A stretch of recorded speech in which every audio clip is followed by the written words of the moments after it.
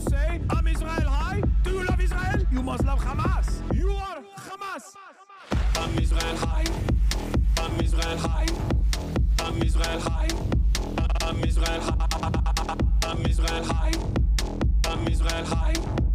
I'm Israel high. I'm Israel high.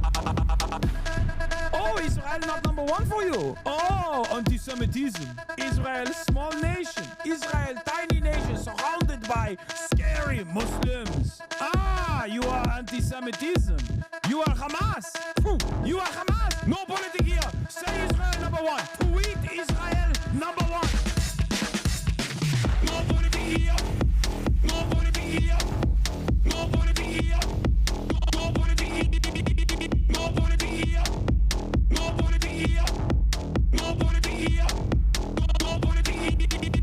Say you condemn Hamas. Say I'm Israel high. Say you condemn October 7. You are Hamas. No politics here. No politics here. No politics here. No politics here. No politics here. No politics here. No politics here. No politics here.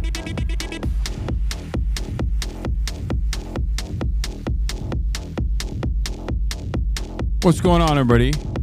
I hope everyone's having a fantastic evening, afternoon, pre-noon, no matter where you are in the world. I'm Hasan Piker, and this is the HasanAbi Broadcast coming to you live from gloomy California, Los Angeles. Once again, we are live. We're alive, and I hope all the boys, girls, and MBs are having a fantastic one because today's a beautiful day. Today's a wonderful day. Today is Monday, News Day. Ladies and gentlemen, we're back. Woo, we are back. Holy moly, we are back. I am here. I am live. I am alive. I am doing the dang thing. There is so much that has taken place in my personal news. It is, ladies and gentlemen, it is 7/21/2025. Okay. It's July.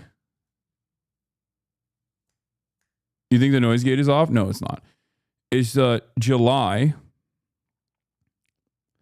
21st, 2025.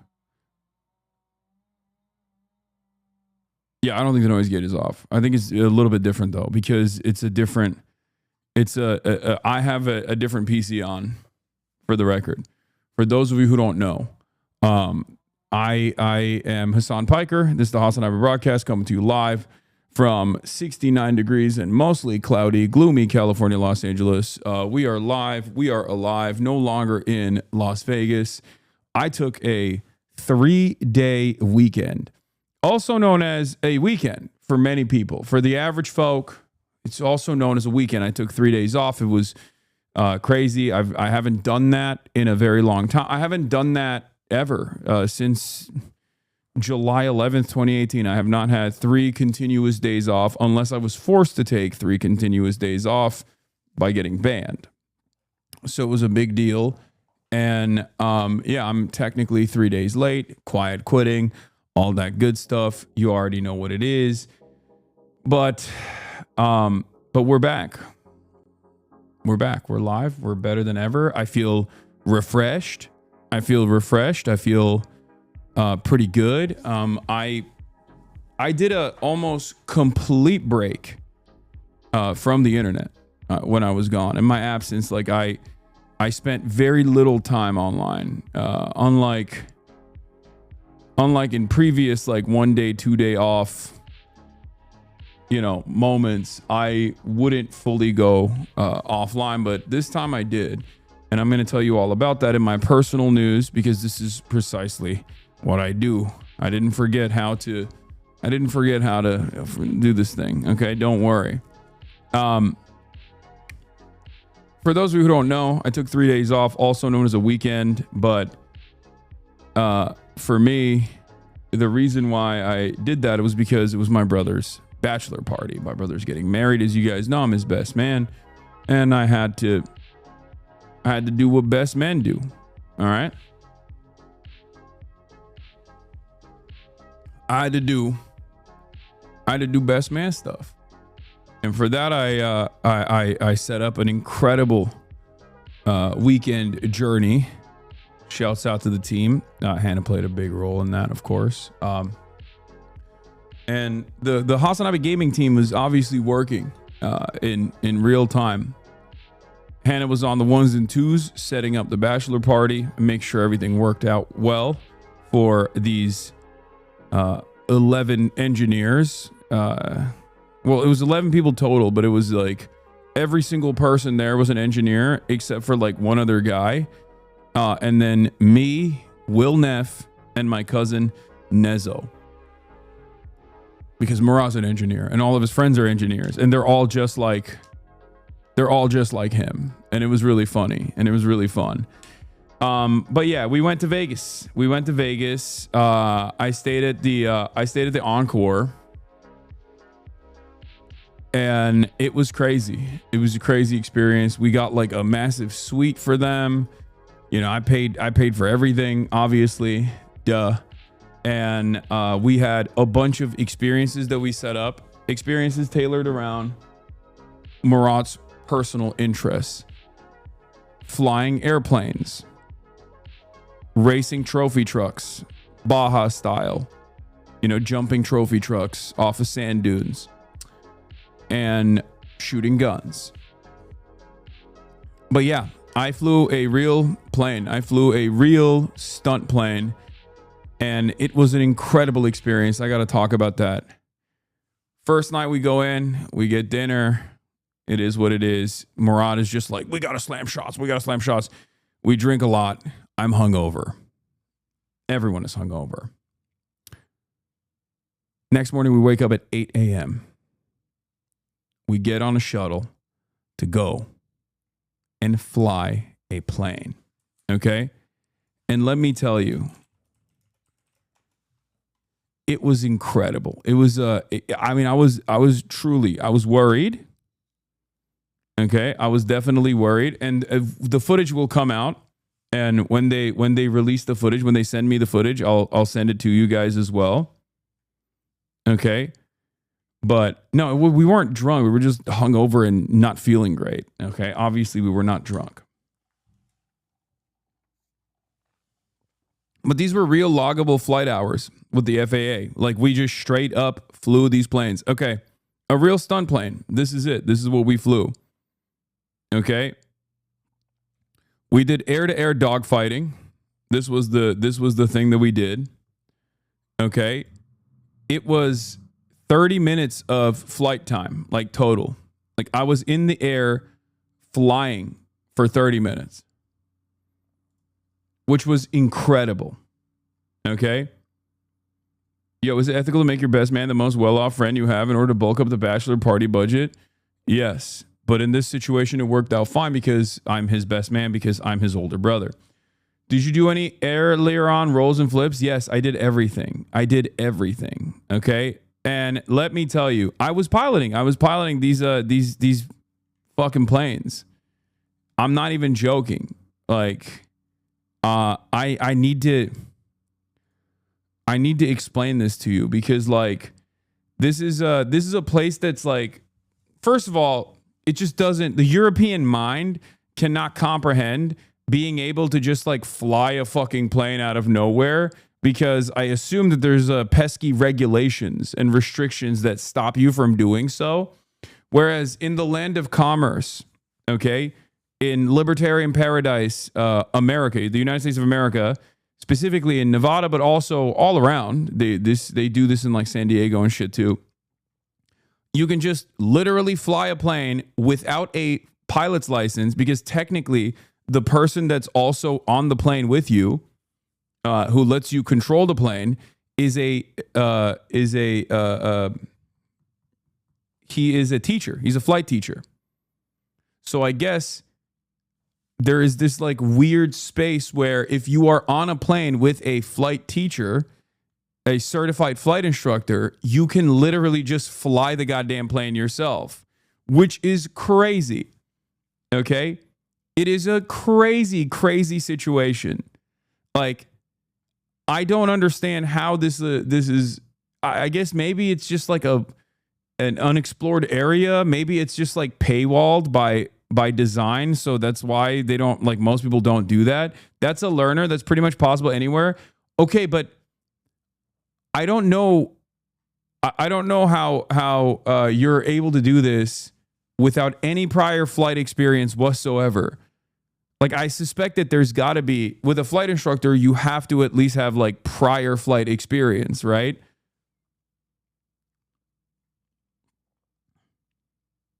Did your simulator experience kick in? No, this was so totally different, because I will tell you this. I will tell you this much. Okay. I will tell you this much.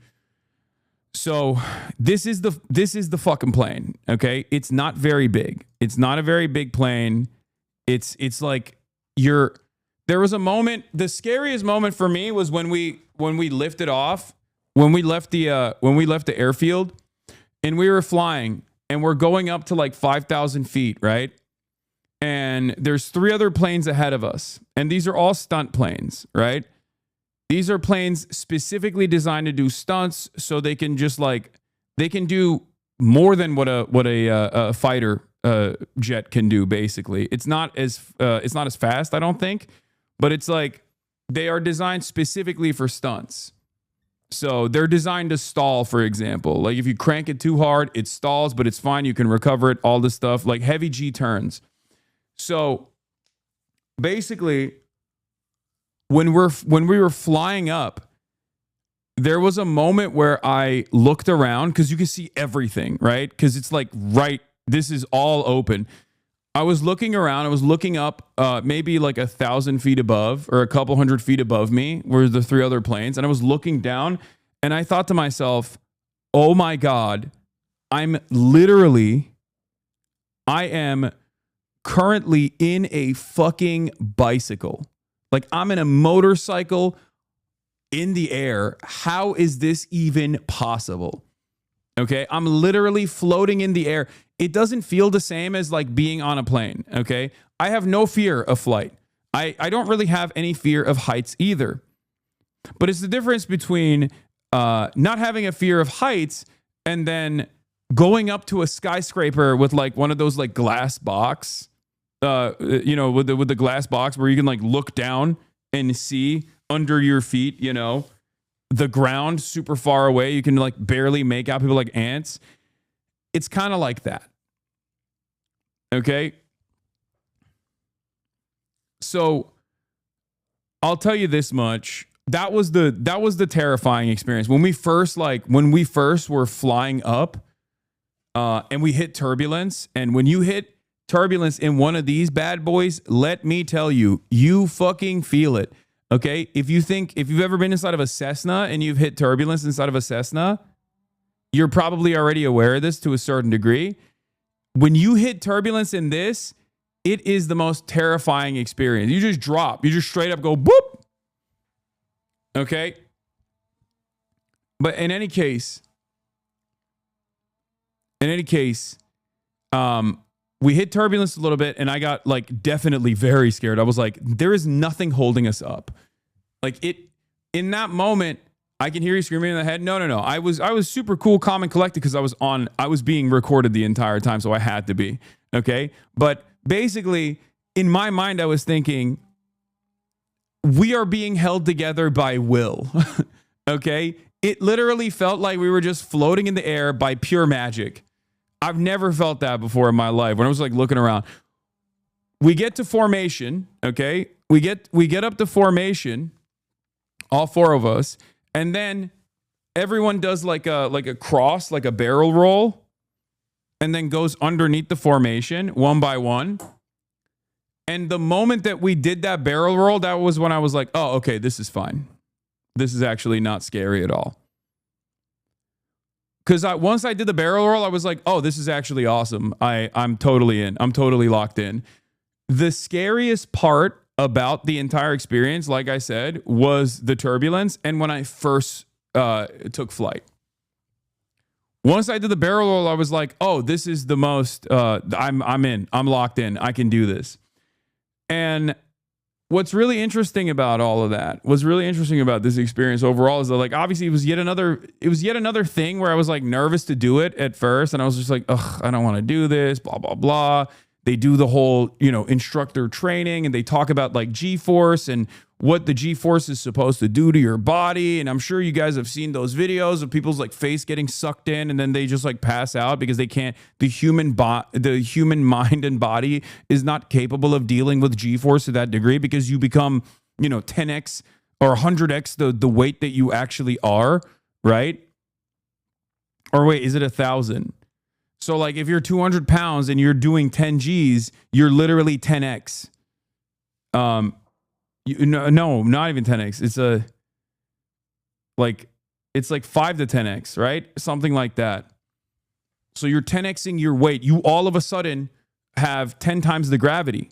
That's what it is. 1 G is like 1 gravity unit. So if you're 200 pounds in 1 G in the normal world, okay, when you're at 10 G, you are literally 10 times the weight. So you're 2,000 pounds. And I'm pretty sure like once you get up to a certain level, you pass out because your blood circulation, unless you've trained, the human body is incapable of hitting anything past like a certain point without losing their grip on reality. There's no more like blood rushing to your brain, and it literally cuts off the oxygen to your brain, and you basically start passing out. Most people pass out at 7 or 8 G. I hit 7 G. I did not pass out, for the record. And I did it on my own. And I'm going to tell you about this because this is also totally separate from person to person. Every individual has a unique experience with this. Some people can't handle G. Some people can't handle like the flips and stuff. Like they get motion sickness. I don't know why. This was like sumo Hasan. If you guys remember when I just like locked in when I was sumo wrestling for the first time and it just felt organic, I swear to God, it fucking felt organic when I was flying this thing. I don't know how. I don't know why. I was legitimately worried because like I was too big for the plane.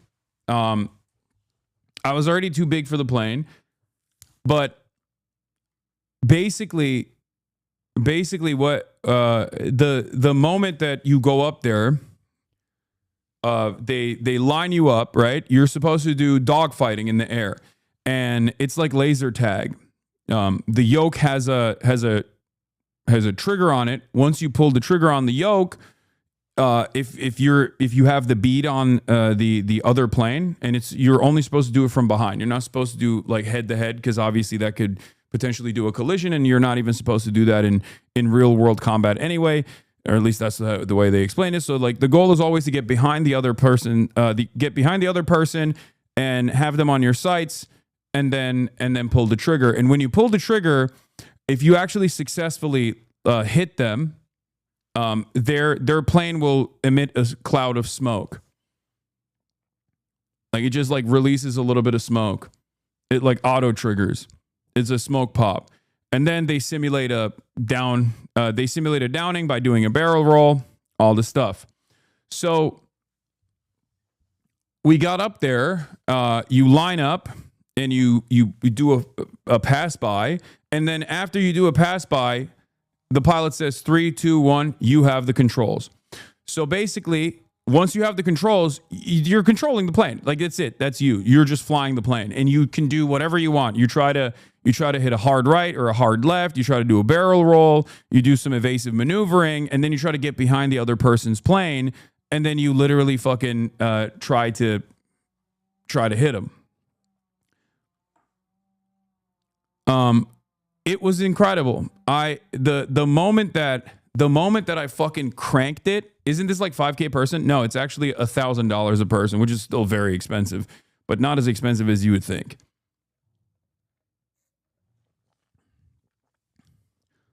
So basically, the moment that you crank that yoke, you pull it back and you go above and you hit and you see like the G-force on the there's like a odometer thing in front of you, and you just feel it. It is an incredible experience.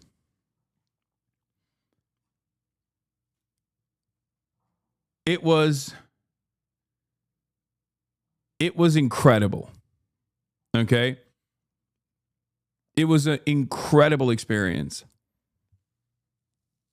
I don't know how to describe it, but it was I guess I'm a adrenaline junkie to a certain degree now. Who got the highest G-force? I don't know. I think like if you ask, they can hit 10 if you want. They can hit 10 for you if you want. I said no, I didn't want that. But I personally hit 7. But we'll see all of that in the video with all the details and all the data because they send it to you. They haven't sent it yet. I won my dogfights. I won 2. I lost 1. It was 3 dogfights. And my opponent actually bailed after the second one anyway. But it was an incredible experience overall, straight up. Will was dying. Will is not built for flight. I mean, he's very capable of doing stuff with his own body as long as he's like in control. But he very openly was like, this is not for me. I'm only doing this because I love you, Murat. It's fine. Like, he did not want to do this. We forced his ass and he was not having a good time. Okay. He was not having a good time at all. You could probably handle higher with training if you can pull 7 Gs. Yeah. You know, he would have lost 50% of fear in on a plane accident. How dare you? This is a land faring build. Yeah. It was incredible. It was an incredible experience overall. I realized that, like, for me, I get discombobulated easy when I'm in a pool and I flip, and I have no like cognizance of like where I'm at, like what the ground is and what the air is, you know, when I'm upside down and shit like that. So I was a little bit worried about that. I don't like being upside down. But when I was in the air and I had a target that I was trying to follow, that made things a lot easier for me because I was just locked in on trying to find where the fucking target is. And I wasn't thinking about anything else. I wasn't thinking about like cranking the yoke and then like what kind of impact that has on me. It was crazy. So whenever there's like I've realized when there's an actual target that I have to follow, then it was much easier. So, you know, just locked in and I did the damn thing. So that was an incredible experience. But then after that, it was everything else was just like there was a lot of drinking, there was a lot of eating. I ate so much. I'm actually on a 48-hour fast right now. I've been fasting since Saturday night. Basically, I went to bed early Saturday night, and then Sunday we went and we raced Baja cars, like trophy trucks. For those of you who don't know, this is what a trophy truck is. This was a very Murat experience. Like, we went to this like we went to a yeah, these are trophy trucks. They're basically like Ford Raptors, but specifically designed for like jumping sand dunes and things like that. So I've been doing like a water and coffee fast for the past like 48 hours at this point, since like Saturday night. So not 48 hours, I guess. Wait, almost 48 hours. But I'll be eating later today. I'll be finally eating a little bit later today. And I haven't even felt bad. I actually feel pretty fucking awesome. And I've worked out. That is the most bro trip, Lamau. Exactly. How did it feel to unplug from the internet? I bet it ruled. Yes, it did. And you can tell it fucking ruled because there's so many people in the chat that I haven't... there's so many people in the chat right now that are predictably sending me like spamming links nonstop, and I haven't even paid attention to it. So I'm capable of locking in and telling you a fucking story without all the people that are like in the chat being like, why don't you do this? Why don't you cover this? Netanyahu, Nelk Boys Netanyahu, Nelk Boys Netanyahu, Omar Fateh, talk about AOC. Like, I don't really, you know, I'm going to get to all of that. But under normal circumstances, I'd be so mad. I'd be so mad coming back and having so many people just like spam stuff. But I'm not, because it was good to take 3 days off. The only issue that I have with the 3 days off that I took was, like I said, I ate too much and I drank too much, and it fucked me up, and it felt like I was poisoning my body. Literally, I was like in pain all the time. Also, shouts out to Spearmint Rhino. So many HasanAbi heads that worked there did not realize it was like that. Lots of strippers. Lots of strippers also happen to be fans. So, I don't know if you guys are in here in the chat right now. I don't know if you like watch in the mornings or whatever, but that was crazy as well. That was a crazy experience too. Yeah, that's all I'm going to say about that one. And, yeah. King, I legit had to watch your streams for 4 to 5 hours a day. So your break was brutal. I had to go watch your clips from a year ago, lol. I mean, there's so much content out there of me that you can just like never run out, even if I didn't stream for a couple days. So you'll be fine. I know Hunter Biden interview is out, channel 5. I got it all. Don't worry. But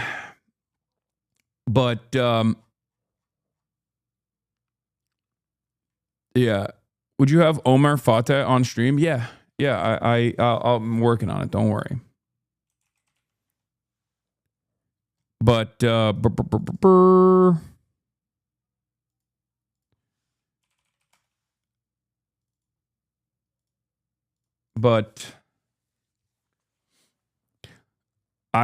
world didn't end, so that was cool. Will you fly again? I might fly again. I might actually do it again because it was definitely a lot of fun. I might do some. I don't know. Maybe I'm a adrenaline junkie because like I realized I was thinking about this because my brother is doing actual flight school, and he also drives motorcycles, and I constantly get on his ass about this. I'm like, dude, what the fuck are you doing? You're like about to get married. You're going to have kids one day. Like, what's wrong with you? You have so much to live for, and you're just like kind of throwing it around. And he was like, dude, you're the last person who can criticize me on this. Your job by design puts you in harm's way every single fucking day. Like, you're calling me an adrenaline junkie. You're a fucking adrenaline junkie. And I had never thought about it that way because I'm like constantly sitting here. So in my mind, I'm like, adrenaline junkies? No, that's when you like jump off of a fucking bridge and you do bungee jumping or skydiving. I had not considered that like, going to a protest and getting fucking shot at is also adrenaline junkie behavior, which I still think is not because it's my job. You know what I mean? But basically it was, I don't know. It's, I guess it kind of is in some way. Protest the bungee pipeline. Yeah, I mean, my point is, I do enjoy going out to protests and things like that, and I do enjoy how alive I feel when I go outside and am in a contentious situation, in a scary situation that maybe other people might not feel so comfortable being in, So, who knows? You were a little excited at being shot at, though? I mean, it's fine. It's not that exciting. Streamer to MotoGP racer. Yeah, I mean, the problem is I was going to do that. I was going to do GP4 for Squeezy, as you guys know. My French friend, Lucas, also known as Squeezy. I was supposed to do his GP4 tournament, but I was too wide to fit in the cars, Formula 4 cars, so I wasn't able to do it, which is the reason why it's Ludwig doing it in my stead with Michael Reeves, which is a great team, and that'll be a lot of fun. And I'm obviously going to be covering that and going to France for that, but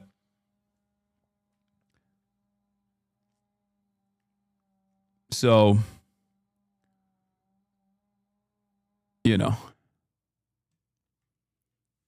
sorry if it's already been mentioned. You're going to cover AOC's pro-Israel vote. It's not in the title. No, I'm gonna shelter you from AOC because I'm gonna defend AOC. No, of course I'm gonna cover the AOC vote thing. It's very stupid and wrong. And what she did was ridiculous. And I'm gonna, of course, talk about it. It's a huge deal. Anyway, where else was I? What else was I saying? Oh, Will was adamant about going and watching this show called Awakening, and I thought it was gonna be corny and cheesy, and I like didn't. I'm not like a big theater boy, but we went and we watched it, and it was actually pretty good. I swear to you, the funniest person, Hasan didn't take edibles. He's the only one who didn't take edibles. But we were all there, and Hasan's like, I'm going to fall asleep, dude. I'm going to fall asleep, dude. I'm going to fall asleep. 20 minutes in, this fake-ass, real theater kid, don't let him tell you anything else. Don't let him tell you anything else. He's got the theater in his fucking heart, in the cockles of his soul. Dude, he's in there going, no, dude, I'm going to fall asleep. 20 minutes in, this was him. And he just kept going, I'm awoken, dude. I'm awoken. It was great. Dude, Awakening was phenomenal. It was. It really was. It was amazing. And we had a great time. I didn't even do any drugs for it, and I still had a great time, honestly. Yeah, I was awoke. I was awoke as heck. Awakening. So the Awakening one was also great because like it kind of made me sad a little bit, but it was also a great show in general. I didn't think it was going to be that great. I've done the Cirque du Soleil one, the very famous one. I think it's like OSHA or something. I forget what it's called. Maybe named OSHA after all the violations that it has for Cirque du Soleil, the Cirque du Soleil dancers that go through these like. Oh, sorry, it's not OSHA, it's O. I've watched that one before with my mom and dad, and that one is like crazy. The stunts are crazy and whatever. Awakening was more like technical. It was more, costume design was incredible on Awakening. The production was incredible on the Awakening one. But the dialogue was a little bit corny, but it doesn't matter. It was great. There was a little bit of like magic. There was a lot of light shows and things of that nature. But I really enjoyed it. I really, really, really enjoyed it. So it was great. I told Will he needs to watch O if he liked Awakening that much, though, because he would have loved O. So,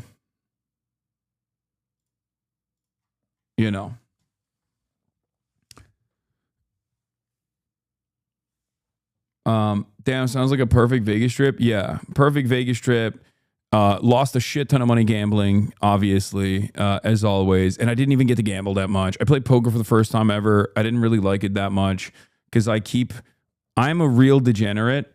Here's the problem, okay? I'm a real degenerate, right? So as a real degenerate, I have to see the cards, the river.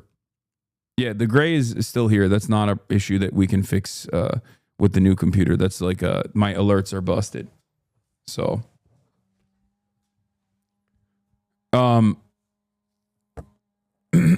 so as a real degenerate, I always want to see what the cards are in the river, so like I have to fucking play even if my hands are ass. Even if my hand is ass, I have to keep playing.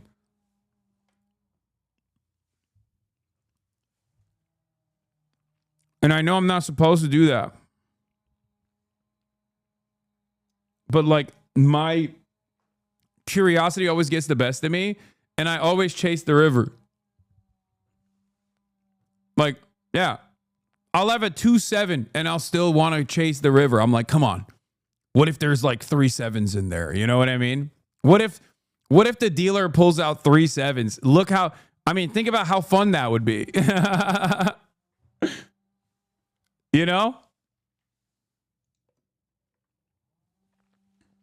That's not a real strategy. I know, man. It's because I'm bad. I'm bad at poker. And I am a bad gambler.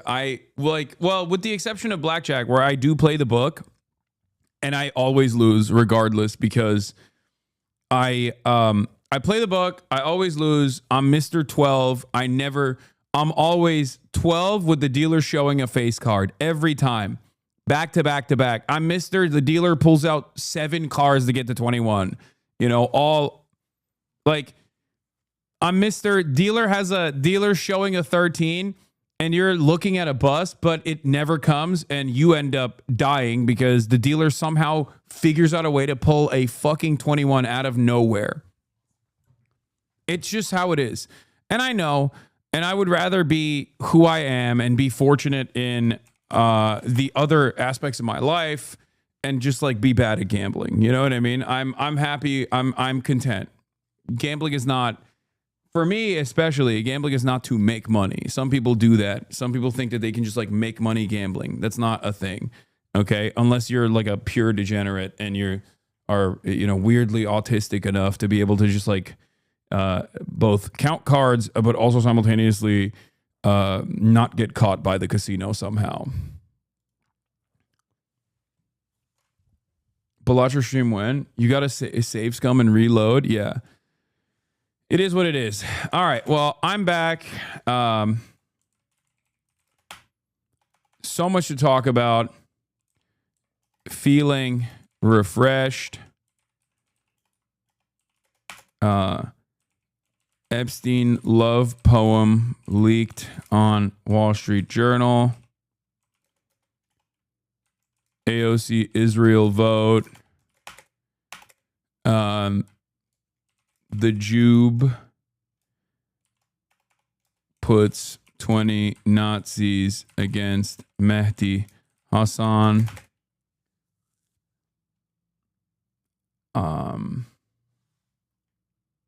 3-hour-long Hunter Biden interview. Yeah, sure. We'll look at that as well. Okay.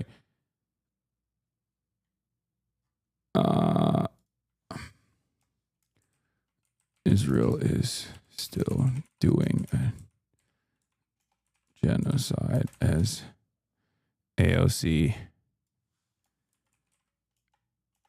votes against stopping arms. The Jew puts 20 Nazis against Mehdi Hasan. Dr. Abdul al-Sayed on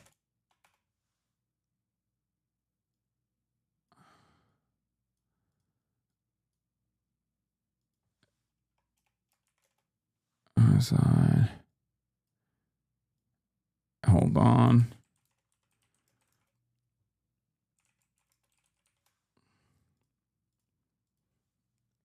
Okay. Oh. Abdul side on later. Get in now. I've been following up on Jacare as well in my absence, and it seems like everyone is healed, and I myself am healed as well. I was definitely I was in my most hungover moments. In my most hungover moments, I would just like see clips on the timeline, and I would feel healed myself personally, and it was great. It was fantastic. All right, let's blast it. Let's blast it. Let's blast it. Let's do it. I'm back, feeling refreshed. You already know what it is. Healed. W parasocials. Big W's all around. I mean, I will say there's 2 things that have healed me. Okay, one, they're great. That stuff, Japan, fantastic. Love to see it. You know, Japan is already like the perfect backdrop for a situation like that.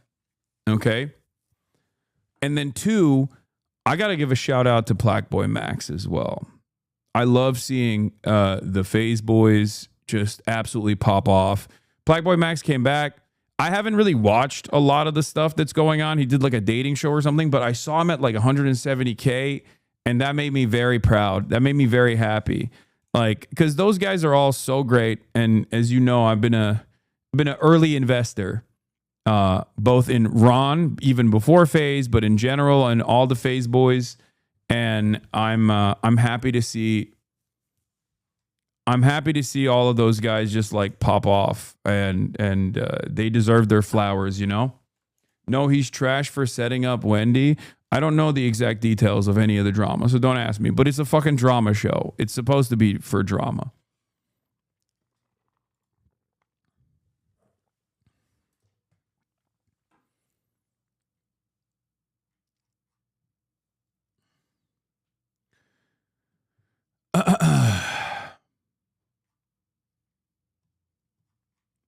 Blast off meme if you still need one. No, we already did it. I already blasted off. We know what really happened.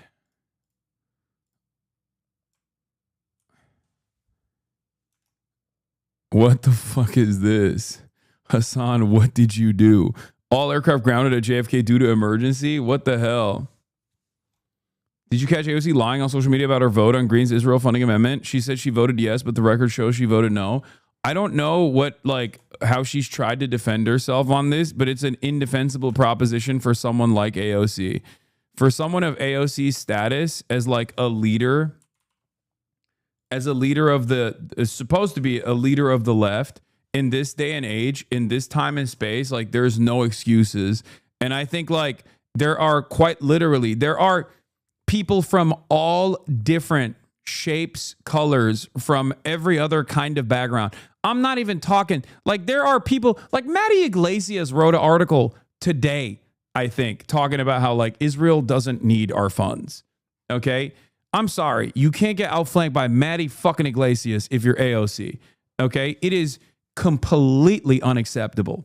It is completely unacceptable. And I'm shocked that she's just not doing the thing that she does that leads her to make these decisions initially, which is listening and learning and doing standpoint theory and like hearing from all sides, right? Like this is the type of stuff that I think is just like really bad instincts. This is something that I've like criticized AOC on, especially when it comes to foreign policy before. And I'm like, I don't understand why she's just like doubling down on it. I don't get it. I genuinely don't understand it. Because like it is so obviously a bad fucking move. It's ridiculous. Like this is the type of shit that you expect from like Chuck Schumer, you know what I mean? Not AOC. And yeah, it was everyone on the entire spectrum from, you know, RevComs and people like the ACP people, but like even liberals were like, what are you doing? mostly liberals love AOC and yet even liberals were kind of in awe of her decision on this. And did she get AIPAC? No. Did Bernie vote the same way? It's in the House. Bernie's in the Senate, but I don't know what Bernie would have voted for if given the opportunity. But these guys try to make a distinction between defensive weapons and offensive weapons. Okay, this distinction does not matter. It does not matter. Let's get started on the AOC situation, or real quick. Does anyone have the initial like thing that started it? Because this was a.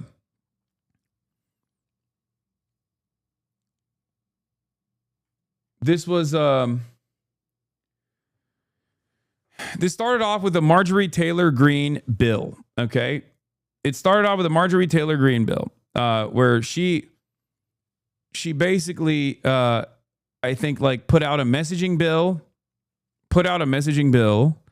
That was bullshit. Like it's a classic messaging bill, but it's no different than, I guess, like when Bernie Sanders puts out a messaging bill to deny weapons transfers to Israel in the Senate. You know what I mean?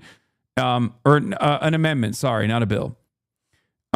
It was an amendment. Marjorie Taylor Greene's amendment to cut off offensive aid to Israel and also even defensive aid to Israel, which is completely oblivious. Completely irrelevant in this point of contention. So, but again, like I said, she basically pushed for this as a messaging bill in a way that is no different than like when Bernie Sanders does this. Bernie Sanders has tried to veto weapons transfers to Saudi Arabia in the past, knowing full well that it's not going to pass, but he's still trying to make an effort. Okay. And the same goes for Marjorie Taylor Greene. Marjorie Titan Greene, regardless of being a fucking right-wing sociopath who is perhaps cynically getting on the fuck Israel train, it doesn't change the reality at all, was pushing for an amendment to stop all weapons transfers to Israel, including defensive weapons.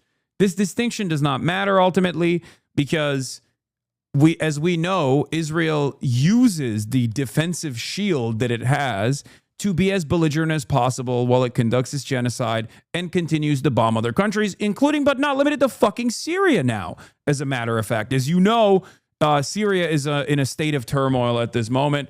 And so, like, the idea that, like, Israel, oh, this is just a defensive, this is our ally, and we're giving them defensive weapons is like, yeah, okay, that doesn't mean anything. Unless you're going to be a real one and say, if you were to turn around and advocate for Israel while it's in the process of doing a genocide, to say that, like, well, they need anti-aircraft systems and they need our consistent, unlimited support so they can be as belligerent as they want without any repercussions whatsoever, then you have to say that about every country. You know what I mean? Why don't we give Hamas an Iron Dome then? It's literally protecting the civilians. I think they deserve it much more than Israel does, as a matter of fact. Israel's gotten it for years and years. Why don't we give Russia some anti-air defense systems then? You know what I mean? Like, what do you mean? We're there, do you think there's no civilians in Russia? You think there's no civilians in Gaza? Gaza is pretty much all civilians. What are we talking about? Mostly children, as a matter of fact. So unless you advocate to give, like, anti-aircraft weapons to Nazi Germany while it was conducting the Holocaust and doing World War II because there were civilians in the territories that we were bombing and we must, Nazi Germany has a right to defend itself, you can't make this fucking argument about Israel. It's ridiculous. It was completely ridiculous, okay?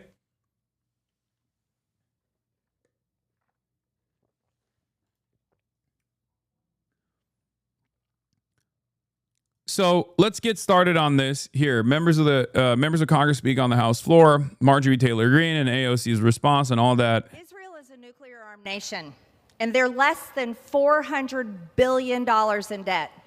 They are quite a thriving and successful nation. Their economy is strong.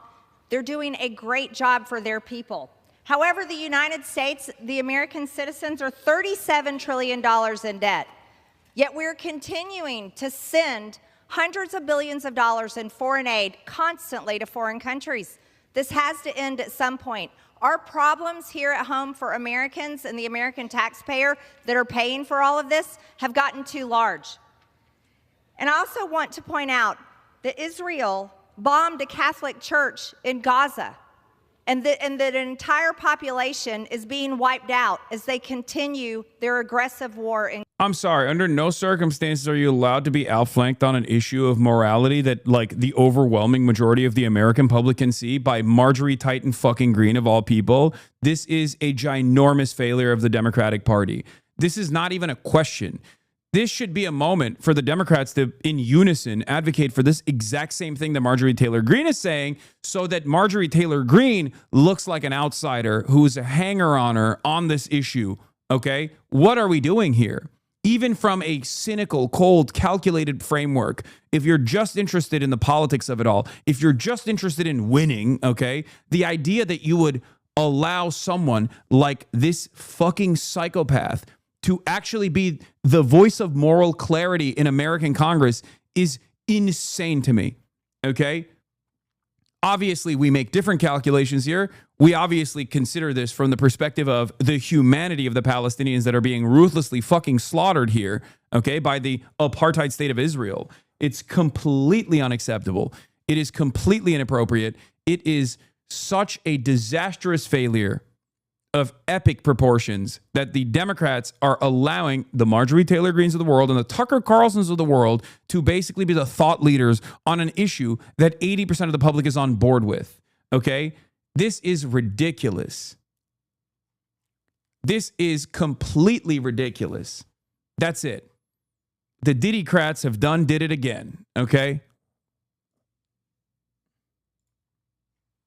It makes no sense. It would be like if the Democrats were looking at the Epstein file saga and turning around and being like, let's not release them, actually. Trump is good on this issue, okay? It would be like that. You know, you have broad, unified support for serving justice to those who were involved with Jeffrey Epstein. And if the Democrats were just like coming out and being like, actually, nothing to see here. Haha, don't even do it. Don't even look at it. Look the other way, please. It blows my mind how bad the Democratic Party is. Oh my God. Not gonna lie, I thought you would defend her. What are you talking about? There have been plenty of instances where I've actually criticized AOC, specifically on this stuff. I am a fair assessor, okay? I grade politicians on a curve. I grade them as I match them up with what my expectations are of them, and my expectations are sound and reasonable. My expectations are not insane. I'm not demanding AOC do something above and beyond. I'm demanding that she does the fucking bare minimum, but then also, I guess, on top of that, be a thought leader, be a leader in this party, especially at a time when we know for a fact that the majority of Jews in New York, for example, voted for Zohran Mamdani over Andrew Cuomo. Zohran Mamdani was uncompromising in his anti-Israel position. As a matter of fact, he said he was going to arrest Benjamin Netanyahu. Okay? What are we doing? The proof is in the fucking pudding. At this point, any politician that has their ear to the ground, that refuses to recognize how much this calculation has changed, is not doing it because they're oblivious. They're doing it because they want the conversation to shift. They are trying to lead people back into a pro-Israel position. That's it. That's it. Gaza. Now, we are heartfelt about the October 7th tragedy, that when people were killed, innocent people were killed. However, at some point, the United States needs to recognize that Israel is a strong country. They are nuclear armed, and they are capable of defeating their own enemies. It's right to stop funding this. It is unexpected. I will say it is unexpected. I know everyone will say, AOC, I told you so, AOCIA, blah, blah, blah, blah, blah. Listen to me, okay? Many people who say that are completely oblivious to her past voting record, okay? There have been instances where she has voted consistently to like defend Israel and stuff like that, which is, again, a non-starter for many, for every congressperson pretty much. But today is different, okay? We are 2 years into a genocide, and the attitude has changed. The attitude and the opinion, the public opinion has changed, okay? It's unacceptable. It is unacceptable after 2 years to still stand in defense of Israel, to say, oh, there's a difference between defensive weapons and offensive weapons. There is no difference. Very mad at AOC. I think people are misunderstanding this amendment vote, though. It's not selling out or being an agent or anything like that. It's likely a cynical attempt to fend off attacks in the future statewide, nationwide elections. Bizarre and out of touch risk aversion. Yes. Bizarre and out of touch risk aversion. She ultimately voted against the funding package, but you can't fence it this, and the justification she gave doesn't make any sense. No, it doesn't make any sense. That's what I'm saying. Exactly. I'm not saying she's AOCIA or anything like that. This is someone who is refusing to read the fucking room.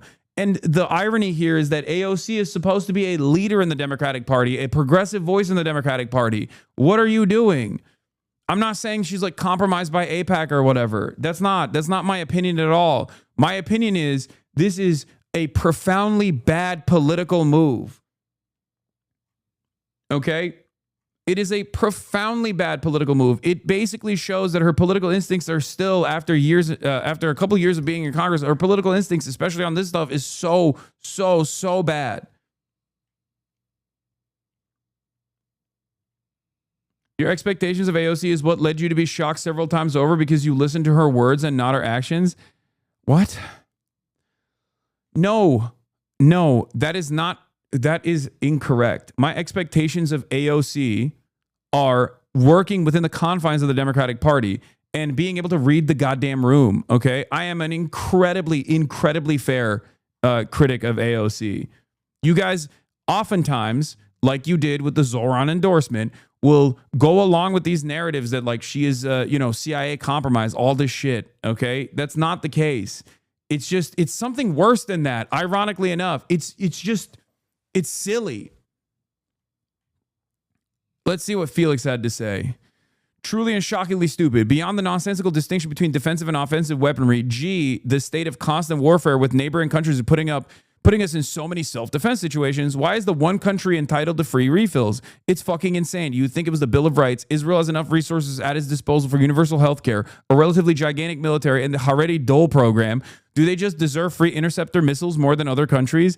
I don't even think this is cynicism. AOC isn't a cynic. She's fucking stupid. A true cynic seeking to become the standard bearer of the electoral left would at least recognize the moment they're in. This is just pure idiocy and cowardice. That's what I mean. This is just a bad political decision for someone who wants to run for president. It is a bad political decision. It is the expectation. This is the expectation you would have. A bad political decision such as this one is supposed to come from the likes of Kamala Harris. It's not supposed to come from someone like AOC. Okay? It's just an incredibly bad political decision.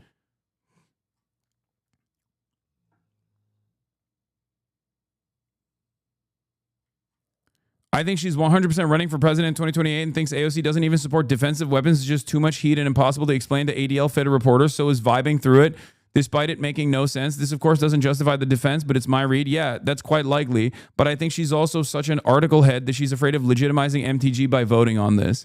I think that Felix's assessment on this is entirely correct. She doesn't want to look like she's aligned with Marjorie Taylor Greene under any circumstance whatsoever.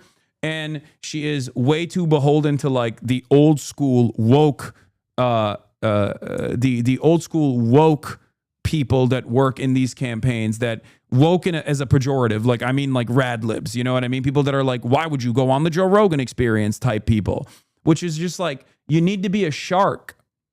You need to be a shark. You need to be vicious. None of that stuff works anymore. We're in the post-Trump era. Okay? That's it. Fuck the rad libs. Who gives a shit?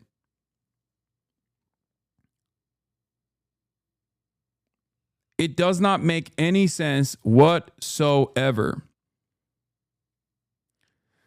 Anyway, so initially she said, where was it? Initially she said something along the lines of like,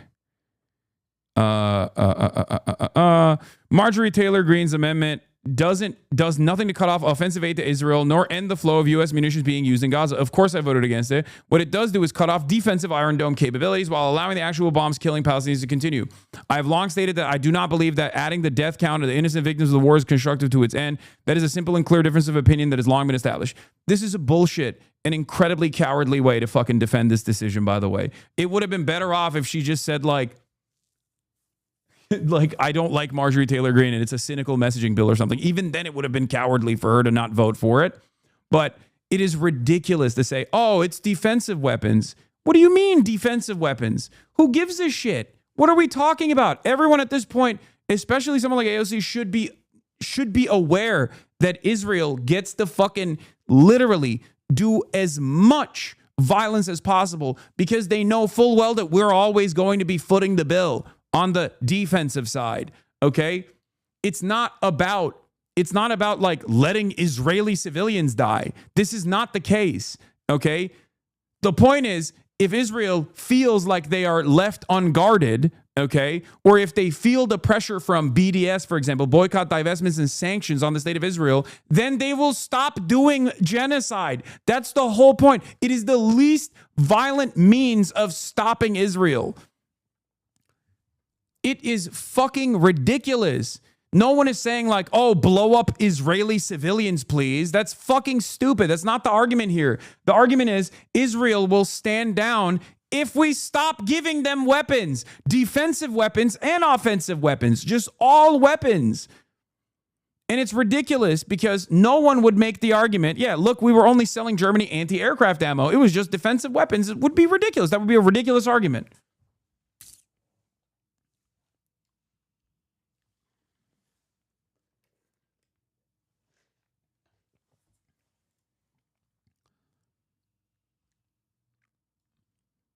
how are you this dense? If Israel was limited in defensive weaponry, it would be forced to choose diplomacy and over war to come to the negotiation table sooner.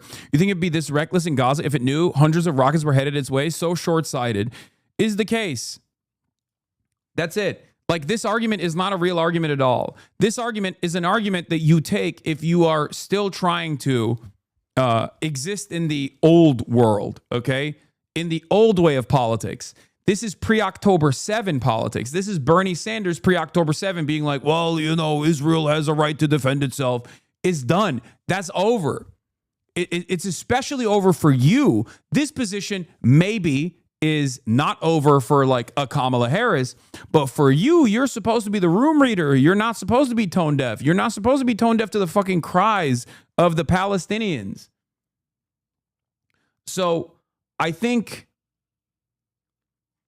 it's just such bad politics. It is such bad politics.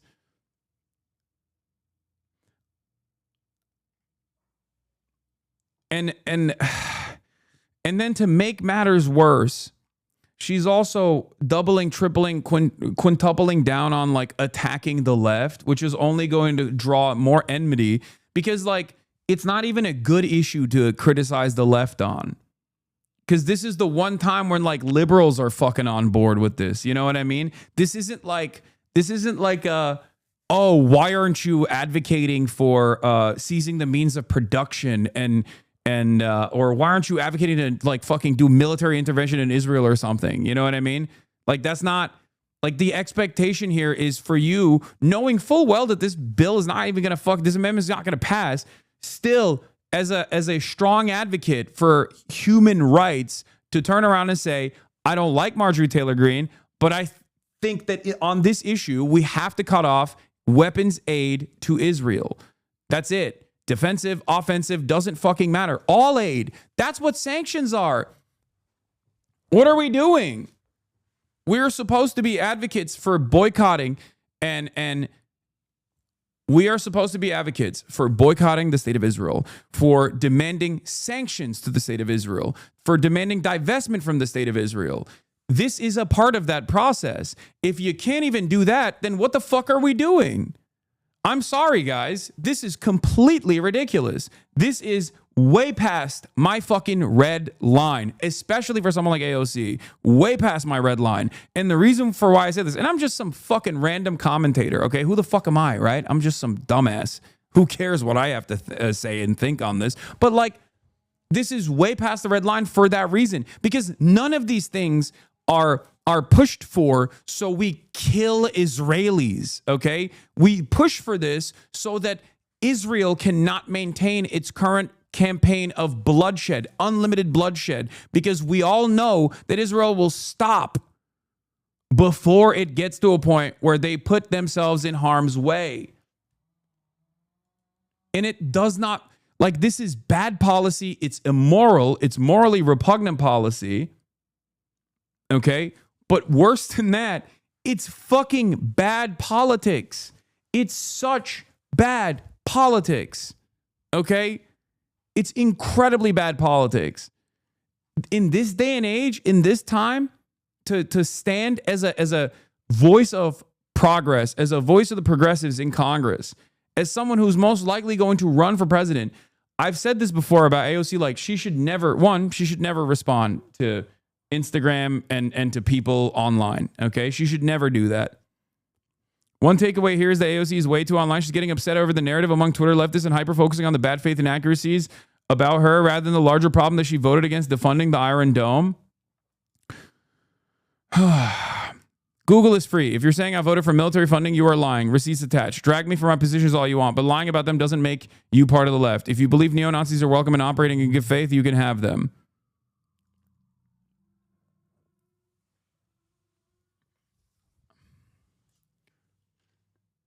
This, by the way, is the overall package, but she voted against the amendment.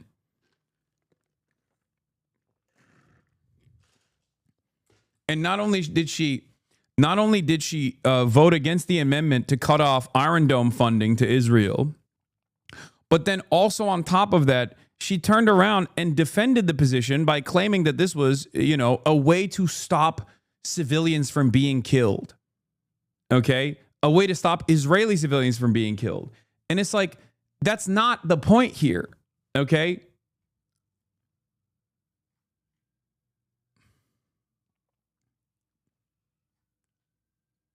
That's not the point at all. And also, on top of that, she's throwing her closest allies in Congress under the bus. If you believe neo-Nazis are welcome and operate in good faith, you can have them. Rashida Tlaib and Ilhan Omar and Summer Lee voted for this. Is Rashida Tlaib, Ilhan Omar, and Summer Lee saying, like, we love neo-Nazis? That doesn't make any sense. That doesn't make any sense. And Al Green, too. Al Green as well. Is Al Green on board with neo-Nazis? No. Why is Al Green a long-standing, old Democrat, old school Democrat? Why is Al Green on board with this amendment, but AOC is not?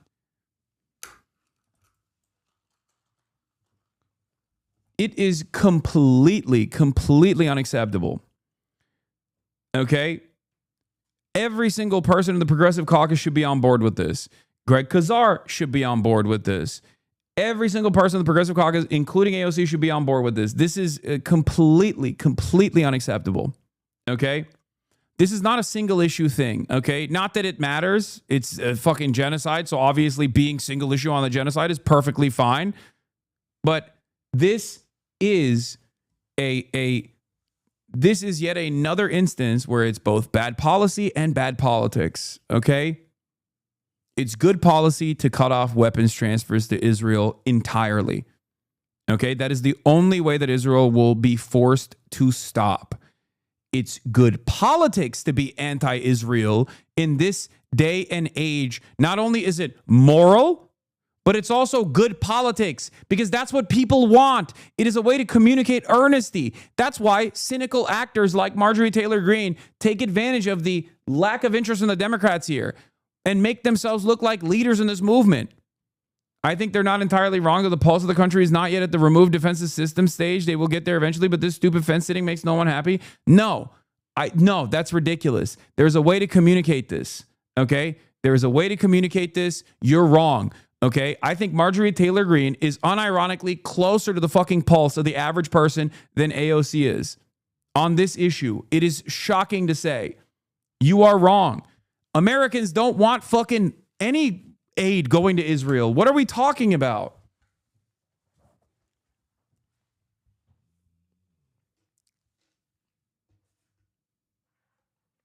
It's gone. It's done. Anyone that doesn't read the writing on the wall here is basically still operating on the old guard way of thinking. And you're exactly the same type of person who most likely looked at the Zoran stuff and was like, well, Zoran has to take a wishy-washy position on Israel because he wants to win. He wants to win. It's like, no, that's different. That's a different time and place in politics. We have moved beyond. We are in an entirely different space. The zeitgeist has shifted. Think about how much, even a little bit of hope, a crumb of hope can change political discourse in this country. Post-Zoran, think about how every single person has recalculated. You got like the Andrew Schultzes of the world being like, the Democratic Socialists are the only America First party. Like, think about that. How did that happen? How did that happen? How did we get to a position where the Democratic Socialists are seen as like the saviors of the Democratic Party by broad Democratic Party voters and the base of support? The Deborahs, the Barbaras, all of these people have decided that saying fuck Israel does not matter. And now MAGA is dominating the fuck Israel tip. It's crazy.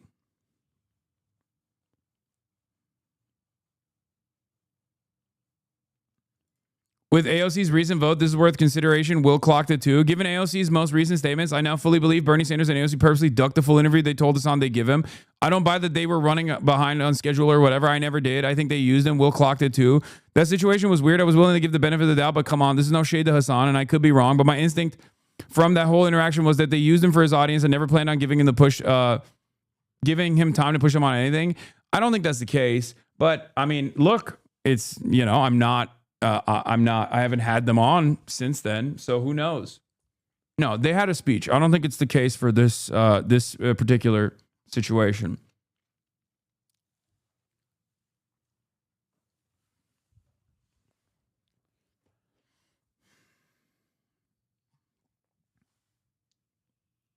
I will continue to try to have them on.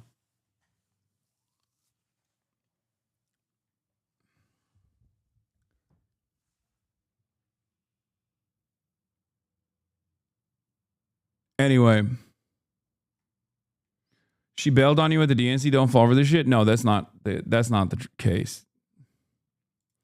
Yeah, Bernie's private messages on Israel was also fucking terrible too. I didn't get a chance to talk about it either, but I mean, look, Andrew Cuomo, here's with audio, okay? Andrew Cuomo is at a Hampton synagogue talking about how he lost because Jews voted for Zoran. Was a shock to me. Hold on, I gotta pee. I never saw it coming, frankly, and I lost, and it's embarrassing to lose, and it hurts to lose, and the way it happened was even worse because all the polls had me up 15 points. And all the geniuses say, you know, you're up 15 points, you want to play it safe, and he was nowhere on the radar screen, Mamdani, just nowhere on the radar screen. So we played it safe. I didn't engage him, I didn't debunk him enough, I wasn't aggressive enough, which is really ironic because all my life I'm too aggressive, I'm too combative, I'm too tough. And then on election day, there was an historic turnout that nobody has ever seen anything like it. There was an explosion of the under 30 vote. Under 30 white socialists who voted 3, 4, 5 times what anyone had ever seen. And that totally changed the numbers. There were about 100,000 young under 30 who had never voted before. I lost by 100,000 votes, 400,000 to 500,000. The young people who came out, they were socialists and they were pro-Palestinian. And I would wager that in that primary, more than 50% of the Jewish people voted for Mamdani. Yep. This is the first time anyone has even recognized that Zoran won the Jewish vote in the most Jewish city after Tel Aviv. Okay? With the largest Jewish population. More than 50%. Because with those young people, the under 30 people, they are pro-Palestinian and they don't consider it being anti-Israel. I am, as you know, 100% supportive. No, they do. Plenty do. The difference is they just don't have an issue with being anti-Israel. Because why should they? Why would they? It's a fucking state, dude. It is a state, and it's a Nazi state, as a matter of fact. That's the point. No, maybe in the first couple of months after October 7, there were a lot of people who were like, oh, I just, I'm not anti-Israel, but also I think, maybe Israel is doing some war crimes. But we've pushed past that point at this juncture. We are so far behind.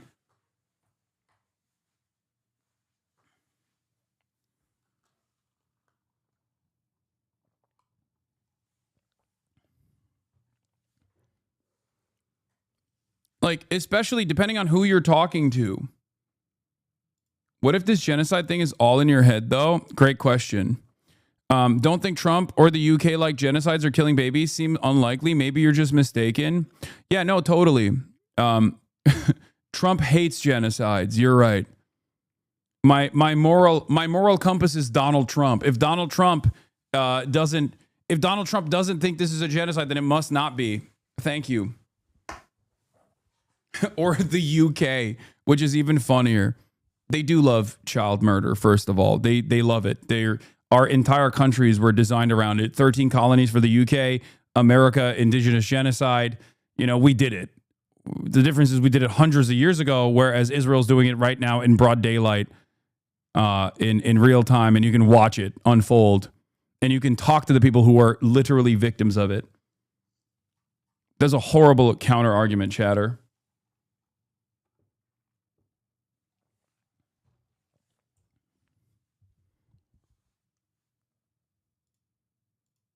Anyway, welcome back to the internet. Don't you miss the break? No. I mean, I expected this. I expected to be here. I expected to come back. I think I'm dealing with the ridiculous reactions coming from people much better. It's not the end of the world. It's not the end of the planet. I'm happy to be back. I love my job. I am the most fortunate person on the planet. In terms of being able to communicate my perspective to tens of thousands of people every single day. And, you know, that's it. I'm happy. I'm glad that I took a break, though. It definitely helped. Of Israel, I went out and I spoke to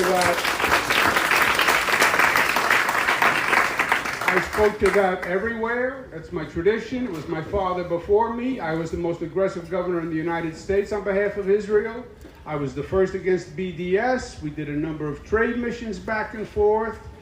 We have the largest Jewish population outside of Israel. And I was proud to be the strongest advocate. But many, especially younger people, don't consider saying anti-Israel is different than being anti-Semitic. Being anti-Israel to them means anti-Bibi's policies. Okay. These guys are playing catch up, okay? This is the broad point, though. Yes, being anti-Israel means being anti-Benjamin Netanyahu's policies. That is definitely the most common attitude. We have a different opinion on this, okay, in this community, and it is important for you to understand that you are still at the cutting edge of this discourse, and people will inevitably arrive at your position, but it does not matter if you want to understand what people's actual attitude is. Yes, there are a lot of people who are fuck Israel, but when they say like, "Oh, I don't like Israel. I don't like what Israel's doing," they don't have like a real theoretical or real like fully fleshed out ideological disagreement with Zionism being like a fascist ideology. That's not. You have that opinion because you watch me. You have that opinion because you have done at least some level of reading into the matter. It's entirely separate from most people's opinion. Most people just go, "Why are we giving money to these guys? I don't like it. I don't get it." And also, yeah, this is an incredibly bloody affair. I don't want to be a part of this. And there are a lot more people now that certainly recognize that it's a genocide. Okay. So just understand that, like, you are at the bleeding edge of discourse. Most people's attitude on this is killing is bad. Killing children is wrong. I don't like to see dead children. I don't really like it.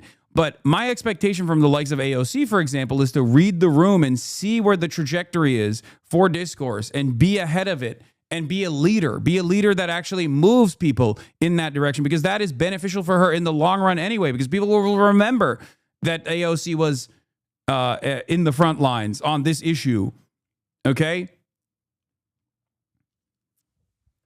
And the fact that she's not there, on this is crazy to me, especially at a time like this when you can say, I'm against the principle, I'm against Israel, I'm against what they're doing, and then and not get punished for it.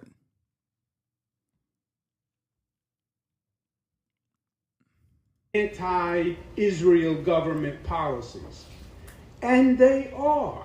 And they are. And they were highly motivated, and they came out to vote. And that totally distorted what was expected.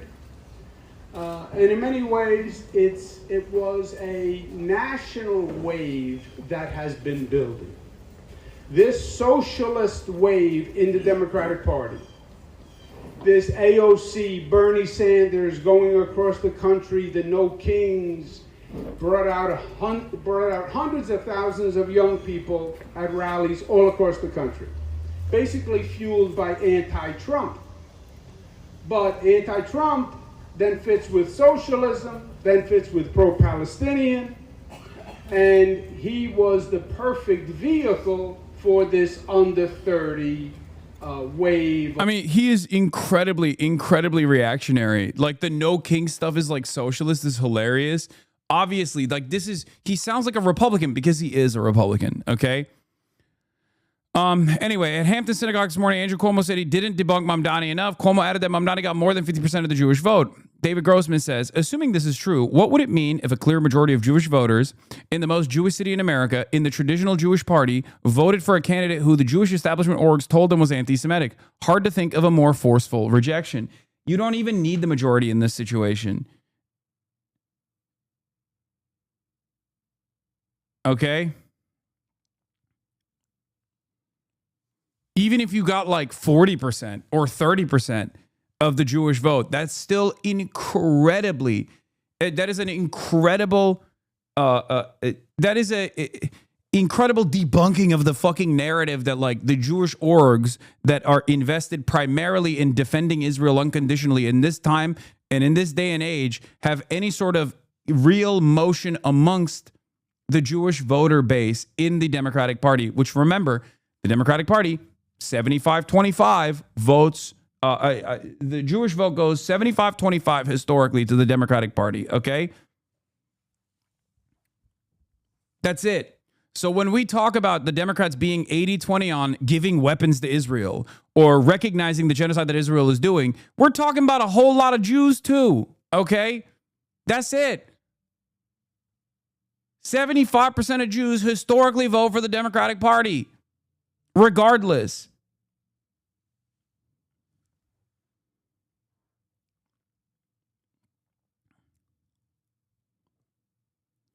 During the primary, I was careful to say what polling showed, that Cuomo had 30% of the Jewish vote and Mamdani had 20%. For Cuomo to claim he lost the outright majority is a pretty huge shift. It speaks to what has been happening gradually over the last decade, now accelerated by Gaza, that Cuomo could even claim this speaks to a Jewish vote that has broken dramatically with institutional Judaism, with Israel as a clear fault line. I mean, dude, look at this community. We have a fuck ton of Jews in this community. Okay? There is a generational split here. I've been saying this since October 7. Okay? There is a generational split, and it's not different for Jews either. Okay? That's it. That's it. This is not about Judaism. No matter how hard Israel and Israel defenders try to claim that this is all about protecting and preserving Judaism, Israel is the only way to preserve and protect Jews all around the world. That's a lie, okay? No matter how much people wishcast that into oblivion, it is very clear that young Jews, just like everyone else, have seen the death and the destruction and have made up their own minds. And they're like, I don't want this to be a part of my identity. It's perfectly understandable to not want to be associated with a fucking neo-Nazi enterprise like the State of Israel.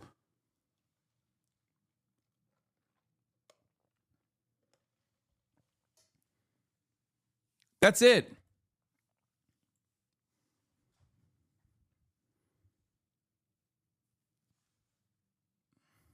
It's crazy.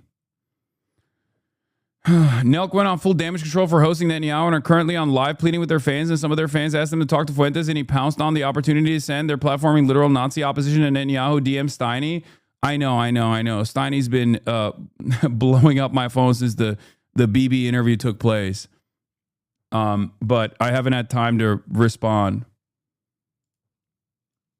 But I'll talk to him. I'll talk to him when I have time.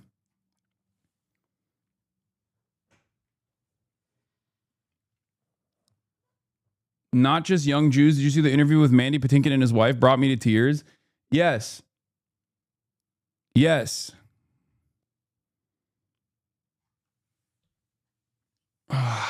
They're not going to have Nicholas Fuentes on, dude. Don't be ridiculous. All right.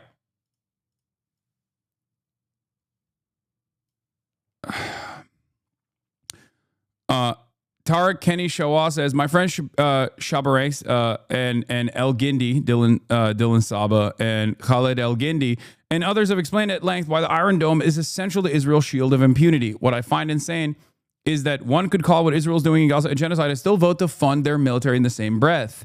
If you believe Israel's committing a genocide in Gaza, and that is the word AOC has used, giving even a single dollar to the military committing the genocide is an explicit act of support. Cutting a genocidal entity off from any type of funding / support should be the bare minimum, which is the truth. That is the truth. It is bare minimum.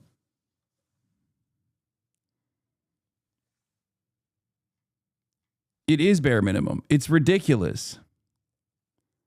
Hold on.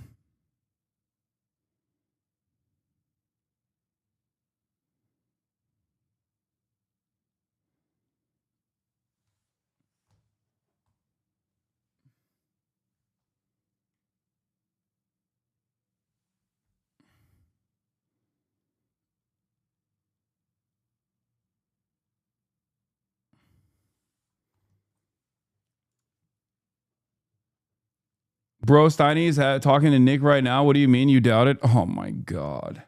That's so fucking, oh God, it's over. It's a fucking entire generation of little neo-Nazis that are going to prop up left and right. Jesus fucking Christ. They asked me to go on their live stream and I was like, I didn't respond because I was fucking working. God. AOC voted to still fund new $500 million to Israel. What do you say about that? Brother, are you not listening to the words that are coming out of my mouth? There is no funding to Israel, okay? That is, like, if you want to be any politician that comes across as earnest, you cannot say on the one hand that Israel's doing a genocide, and then on the other hand, you go, and the genocidal nation still has civilians in it, and we have to defend them. Okay? It doesn't work that way. Because the more you give aid to Israel in defensive aid or even financial aid or any sort of aid, the more Israel can operate with impunity. It's that simple. It's that simple.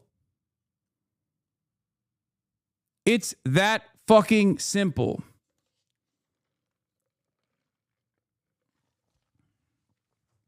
That's it.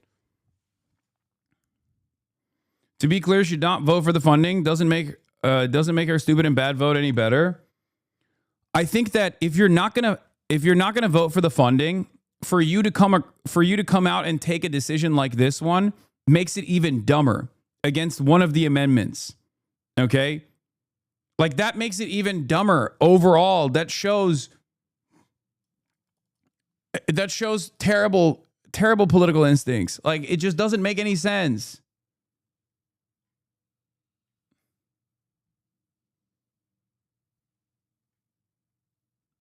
That's it. You're ultimately not even fucking.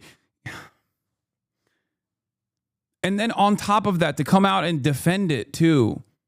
And to be like, Israel has a right to defend itself is ridiculous. No, it does not. It does not. It does not. It does not.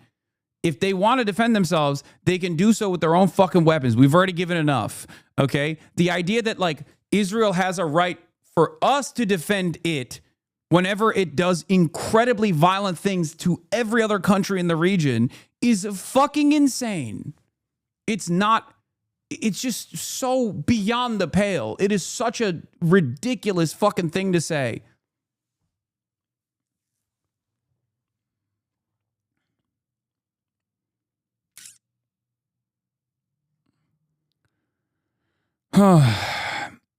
He's a madman. Trump's team frets about Netanyahu after Syria strikes. Bibi acted like a madman. Oh, welcome back, Brandon, by the way. Welcome back, Joe Brandon.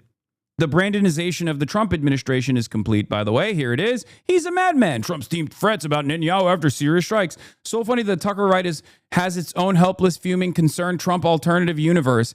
And like what the MSNBC said, it's laundered via Barack Ravid. The bipartisan myth that Netanyahu is manipulating your guy is essential to maintaining partisan delusions and national innocence. That's it. That's it.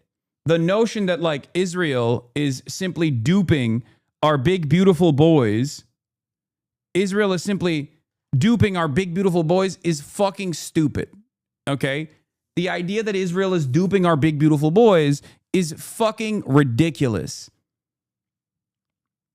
That we are somehow infallible, that America would do the right thing in this situation if it wasn't for, like, depending on what level of conspiracy you believe, pedophile blackmail operations or whatever that Mossad is conducting, or the fact that there's just like too much money that they're giving to American congresspersons. Like, that's not the case.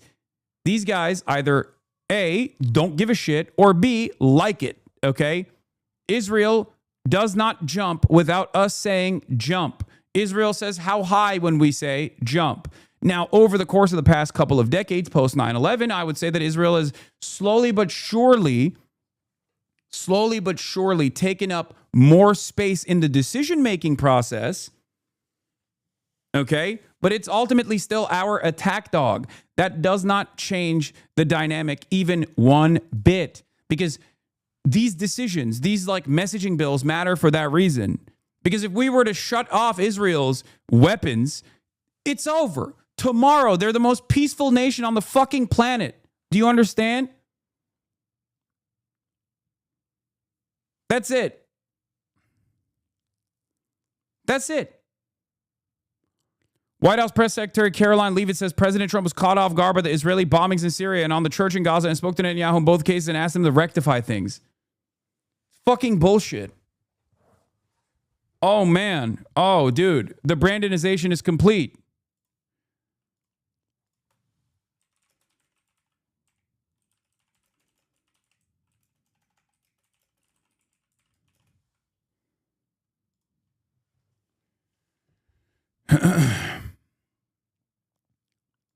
Is Israel like a U.S. client state then? Israel is an extension of the United States. Israel is more than a client state. It's basically just a state. But having said that, Israel has slowly but surely, especially accelerated under the Biden administration and continued under the Trump administration, or I would say it accelerated under the Trump administration Trump 1, has taken the driver's seat and is now leading American Middle Eastern policy, as opposed to simply being a vessel or a vehicle for America's interests in the region. Okay? In the past, it was a U.S. proxy, and slowly but surely, because of its importance, bad take, cutting off weapons is not going to stop their bloodlust. They will easily turn on someone else and continue by their own means. Peace is not in their vocabulary. That's not true. This is the most idiotic argument of all time. If that was the case, Israel wouldn't spend billions of dollars manufacturing consent in American media and also through all of these like groups, all of these like advocacy groups. You're out of your fucking mind. You are delusional. America has supplied Israel 70% of all defensive and offensive weapons used since October 7 have been supplied by the United States of America. Without us, Israel would not be able to do anything. Okay? You are deluding yourself. There is no one else Israel could go to. And it's such a short period of time, as a matter of fact. No one. It is ridiculous. We are the country that allows Israel to be as violent as possible. And this is a lie that people tell to themselves. Oh, it wouldn't stop their bloodlust. Okay, then we'll fucking invade. Okay? Because I've explained this a million times over. First, it starts with boycott, divestments, and sanctions. Okay? Let's say America says, we're stopping offensive weapons transfers to Israel. You have to stop. Israel says, we're not going to stop. All of a sudden, they don't have enough weapons. How are they going to continue? But let's say they still have enough in their stockpile, and they continue doing this after we said stop. Then come the sanctions, economic sanctions that Israel would choke the Israeli economy without constant American aid, without constant American intervention in the Israeli market. It's over, right? And let's say they still continue. They say, no, we have so much bloodlust. Okay? We have to kill more Palestinians. It doesn't matter. We'll kill ourselves. Okay. Once the full crippling sanctions come in and they still don't stop, then you invade. It's that simple, okay? The first step in this process is boycotts, divestments, and sanctions. It's that simple. What happened? I don't know what took place. It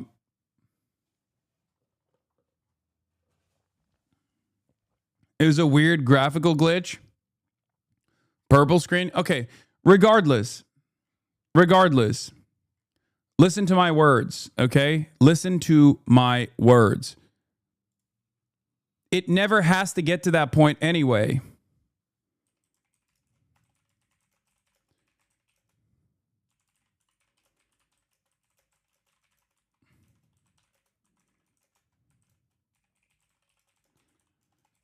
Hold on. I'm tracking the errors as well.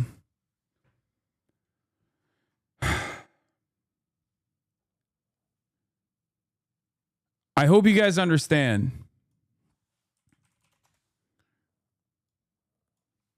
This is the reality. Reagan called Israeli Prime Minister Benjamin Bain. No, I know. That part doesn't even matter. Yes, in the past, America has also, even Joe Biden has actually stopped Israel's bloodlust in the past. It's ridiculous to say that this is not the same dynamic still doesn't exist. Joe Biden in 2001 stopped Israel's siege with one phone call.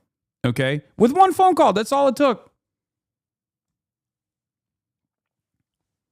Anyone who acts as though Israel can continue this genocide without American and Western support is deluded, is lying to themselves. Okay? You are lying to yourselves. I don't know why, but it's just not the truth. Oh, 2021. Sorry, did I say 2001? Joe Biden stopped Israel's siege in 2021 with one phone call. That's all it took.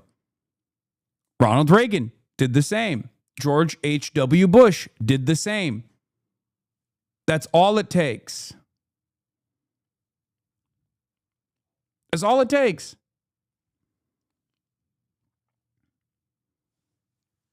The idea that we are so powerless, we're so utterly powerless in the face of Israel is ridiculous. Israel is the ultimate American client state. Their entire military apparatus and government are relying on the United States. No other major country except maybe Egypt is that relying on the U.S. in the same way. Israel's a proxy, except we barely even bother to do oversight on that proxy anymore. People often mistake that for capture of the U.S. government. It's beyond that. Okay?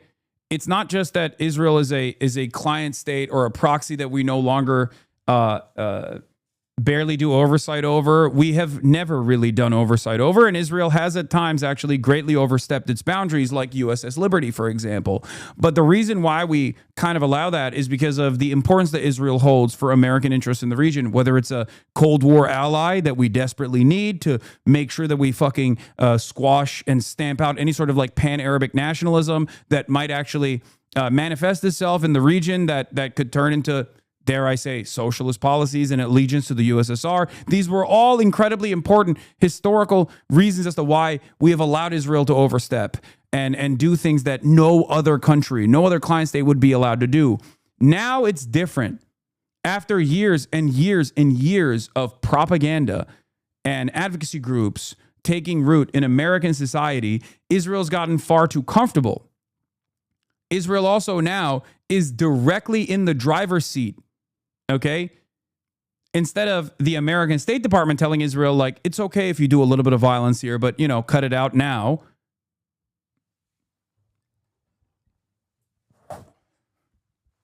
Israel is now in the driver's seat. Israel is basically, post 9/11, telling America, this is what you need to do. And America's going, yep, that's right. That's what we're going to do. What is this? You covered it well. How many countries support Israel? They could avoid the sanctions by receiving a sub from other countries so they no longer see the ads and continue the... Okay, dude, Jesus Christ.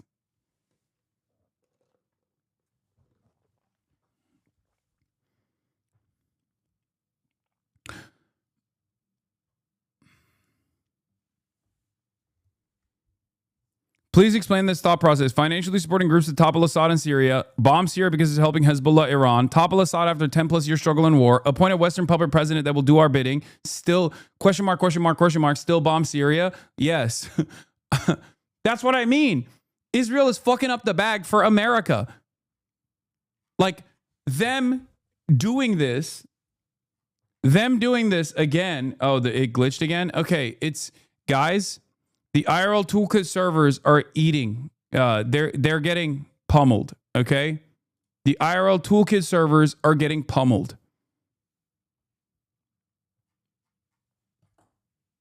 This is the best possible option that we have at our disposal currently.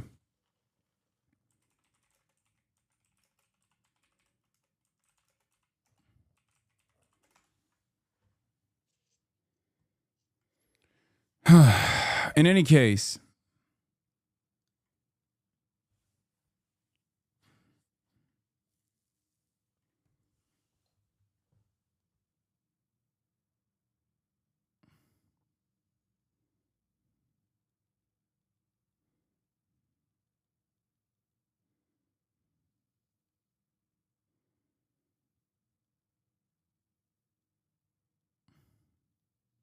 hold on. Interestingly, no audio loss at all.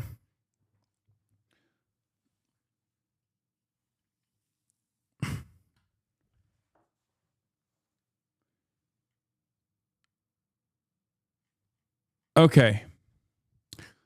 Where was I? Yeah, the idea that like America has no control over Israel is completely fucking ridiculous. It is a lie that people tell themselves. It is a lie that people tell others for some fucking weird reason. Not sure exactly why people tell this lie. It's I mean, I do know why people tell this lie. It's a way to basically wash our hands of the morality of the situation, to claim that basically Israel's just doing all this and we're just simply powerless in the face of all of the casual cruelty that Israel demonstrates with regular frequency. But it's not the case at all. It's a way to fucking deny moral culpability. Okay. And it is not true. It is completely not true. And it's not true when the Chuck Schumer and the Brandon and the Kamala Harrises of the world try to fucking make this claim. It's not true when like Ethan Klein tries to say this fucking idiotic bullshit. And it's certainly not true when Trump is president either. Okay? We are trying to dodge accountability. That's all this is. That's also another clear-cut indication that you're talking to someone who is like, running on patriotic fumes, which is why it's such a good, it's such a successful way to propagandize. That's why Nazis get a lot of play on this, or even Tucker Carlson gets a lot of play on this, where it's like, oh, our politicians are actually simply being manipulated into taking these decisions, or Israel would do this regardless. Like these are all different ways in which people try to lie to themselves in order to wash their hands of this. But that's precisely the reason why, like, anti-Semites get a decent foothold in this discourse, because they can always claim like, no, America would never do this. Israel simply has figured out a way to manipulate American politicians by blackmail or whatever, it's just fucking bullshit. It's bullshit.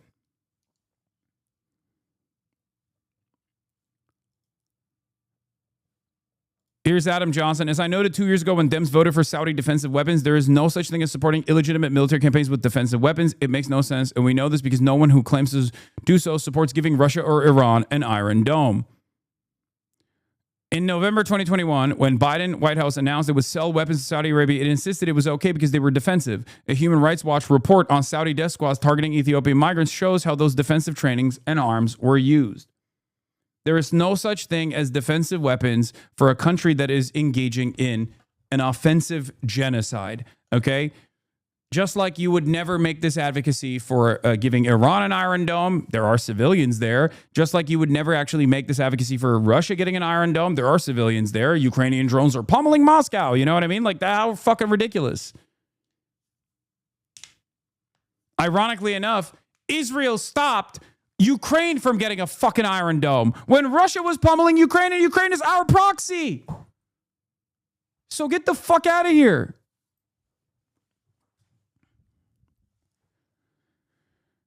From a clinical standpoint, Zoran showed that you can totally avoid spats online by just never mentioning or explaining moderation. When he left his shift on policing unstated, nobody cared. while writers who explicitly said they liked what he was doing got pilloried. When you just avoid bringing up sore spots with your supporters, it puts the impetus on others to start an outrage cycle, which often is perceived as wrecker behavior and pisses people off. But when you light the spark yourself, it gets rid of that barrier entirely. This is a technical argument that that Ed Ingerumentum is making that is absolutely correct. And the simplest way to do this is never engage with the online left. Just don't do it.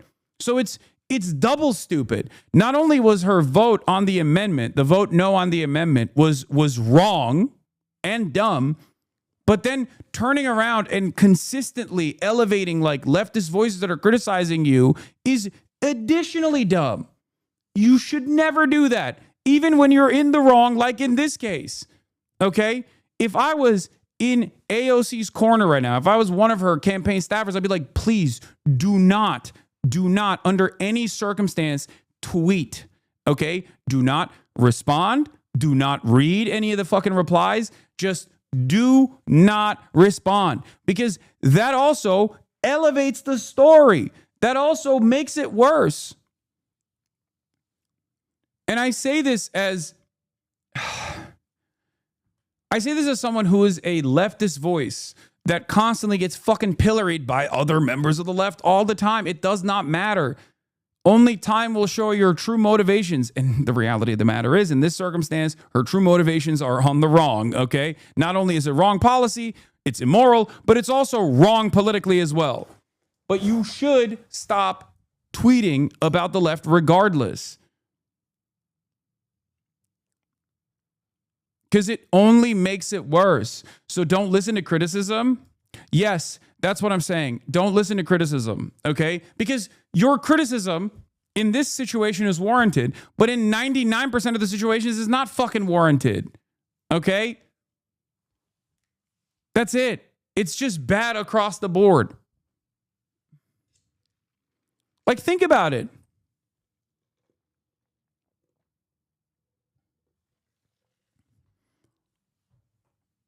The optics of her centering herself during one of the worst mass starvation events over the weekend. How does she think this makes this shit better? Exactly.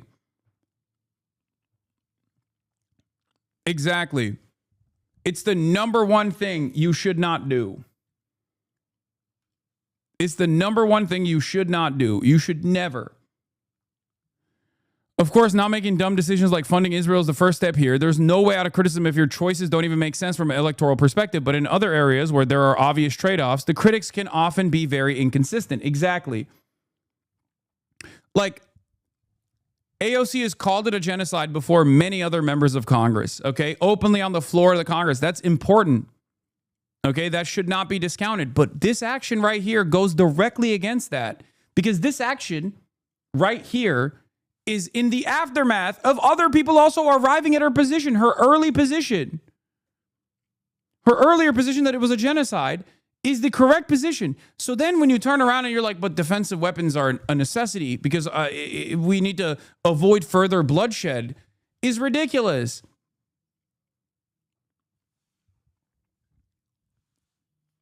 That's it. I'm not going to lie. It is getting old seeing you get disappointed in liberals.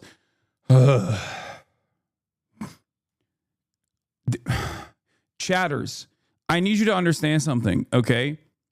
Politicians are not your saviors, okay? Politicians are politicians. They are our representatives. Sometimes they will represent your interests. Other times they will not. Stop assuming that they're going to save you. Okay, they're not going to fucking save you. That's the difference between you and I, is that I see them as a weapon to wield. Okay, I don't see them as my salvation. I don't see them as the solution to these problems. I simply see them in an incredibly pragmatic way. Okay, I see them as a potential thought leader that can reach out to a much broader audience and get them to also arrive at the position of truth, especially when it comes to Israel conducting a genocide. Okay, that's the difference. A lot of you, for some weird fucking reason, think that like AOC is going to be your savior. You think that she is going to be 100% on board with every single thing that you believe. Some of you also think that for Zoran Mamdani, for example. I don't, and I love Zoran. I think Zoran is great. Okay. Zoran is a 33-year-old Muslim socialist who is an avowed anti-Zionist, okay? I have never felt as closely represented in American politics until this man. And even then, I understand that there are limitations, okay? I understand that there are going to be moments where I'm at odds with him, where I disagree with him. Use politicians as a jump-off point to organize. Use politicians to create networks of pressure, okay? That's it. No one is coming to save you. China is not coming to save you. AOC is certainly not going to save you. You have to save yourself. You have to organize. That's the point. I understand this reality. Many of you don't. That's the problem. That's why you get into this stan culture behavior where you feel like your favorite K-pop star is dating someone that you disagree with. And you're like, oh, I can't believe she would betray me like this. This is not a betrayal, okay? It's only a betrayal if you thought that AOC was like your champion, okay? This is not a betrayal. This is a fucking stupid decision, both politically and on the policy side. It is an immoral decision, okay? Do you understand?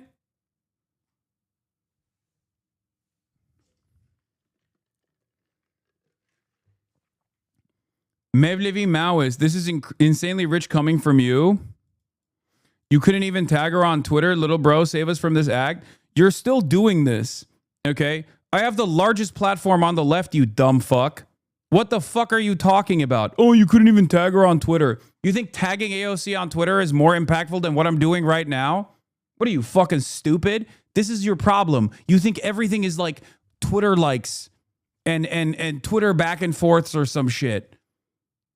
There is an arena filled to the brim with fucking DSA members in this chat right now. What the fuck do you mean? She exhibited this behavior for a while. You haven't called it out? Yes, I have. You just are stupid and your calculation is not the correct one. Okay? There are red lines that you cannot cross. This is one of them. She has crossed it.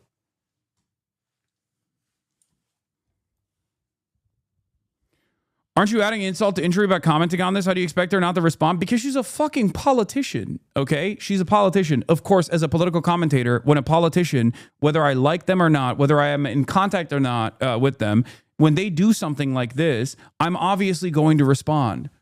I'm obviously going to criticize them. They are, once again, they are not perfect saviors, okay?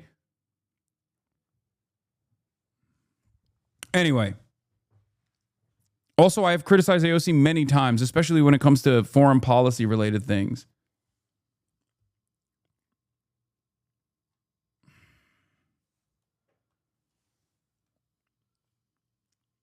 She crossed it in 2021. Don't be an easy mark. She voted for Iron Dome funding. See, this is what I mean. Okay? Do you think voting for the Iron Dome funding in 2021 is the same as voting for the Iron Dome funding? Morally speaking, it is the same. I totally understand. But when you're thinking about it from a political perspective as a politician, do you think it's the same environment that we're in?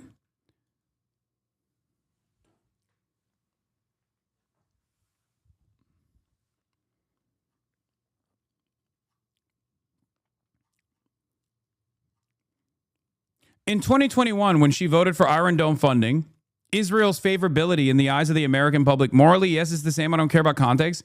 Yeah, well, then you don't have to have this conversation. Because I'm on your side.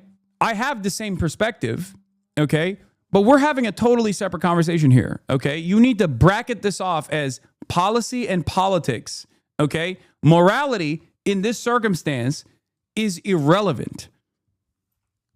Okay? We all already know that this is a totally repulsive and immoral act. Everyone is in agreement on this. Do you understand?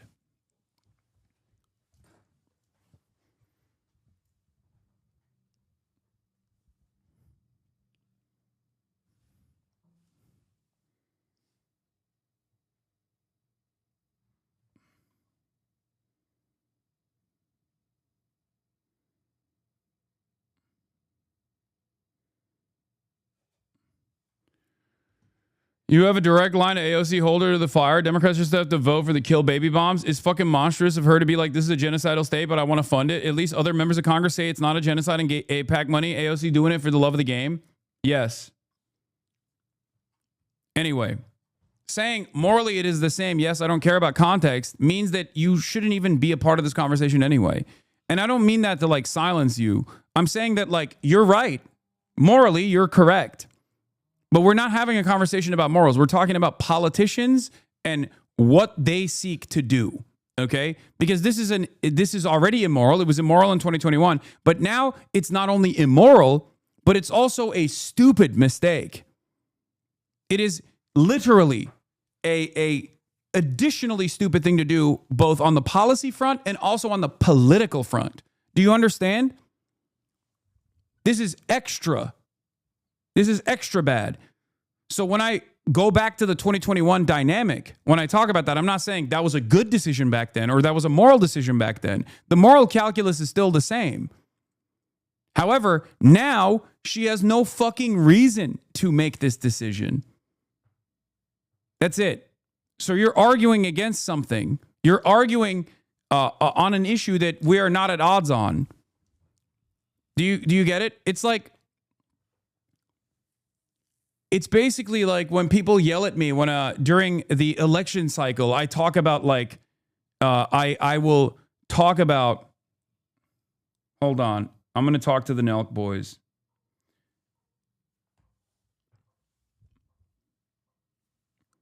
During the election cycle, I'll talk about like, during the election cycle, I'll sometimes talk about fucking, what politicians are doing politically. I'll talk about policy. I'll talk about politics. I'll talk about electability. And people will be like, why do you care about electability? It's like, I'm a political commentator. It is my job to explain why something is either moral or immoral in terms of like the behavior that politicians are engaging in. It is also my job to explain to you if it's good policy or if it's good politics. Okay, these are the three dynamics that you have to take into consideration. That's it. It's my job. I'm supposed to analyze these things, and that's precisely what I'm doing. And some of you have already given up on elections in general, okay? And that's fine. I totally understand why you would be in this like deep, dark, nihilistic cesspit from all of the fucking consistent advocacy that you've engaged in and the lack of response from your politicians that you voted for that has caused you to feel this way, okay? But if you're already saying like it's a bourgeois election, it's a bourgeois democracy, it's not real, it only represents the interests of capital, it only represents empire, then this is not a conversation that you have to, this is not a conversation that you have to be a part of where you're like, well, I told you so. Like, it's like, yeah, I know that. You're telling someone who understands where you're coming from. Okay?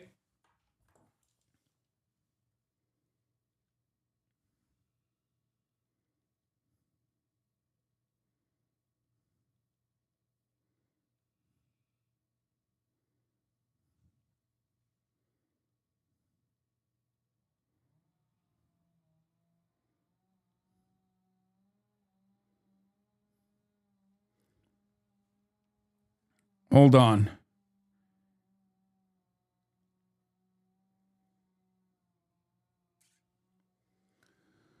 One second. Fuck.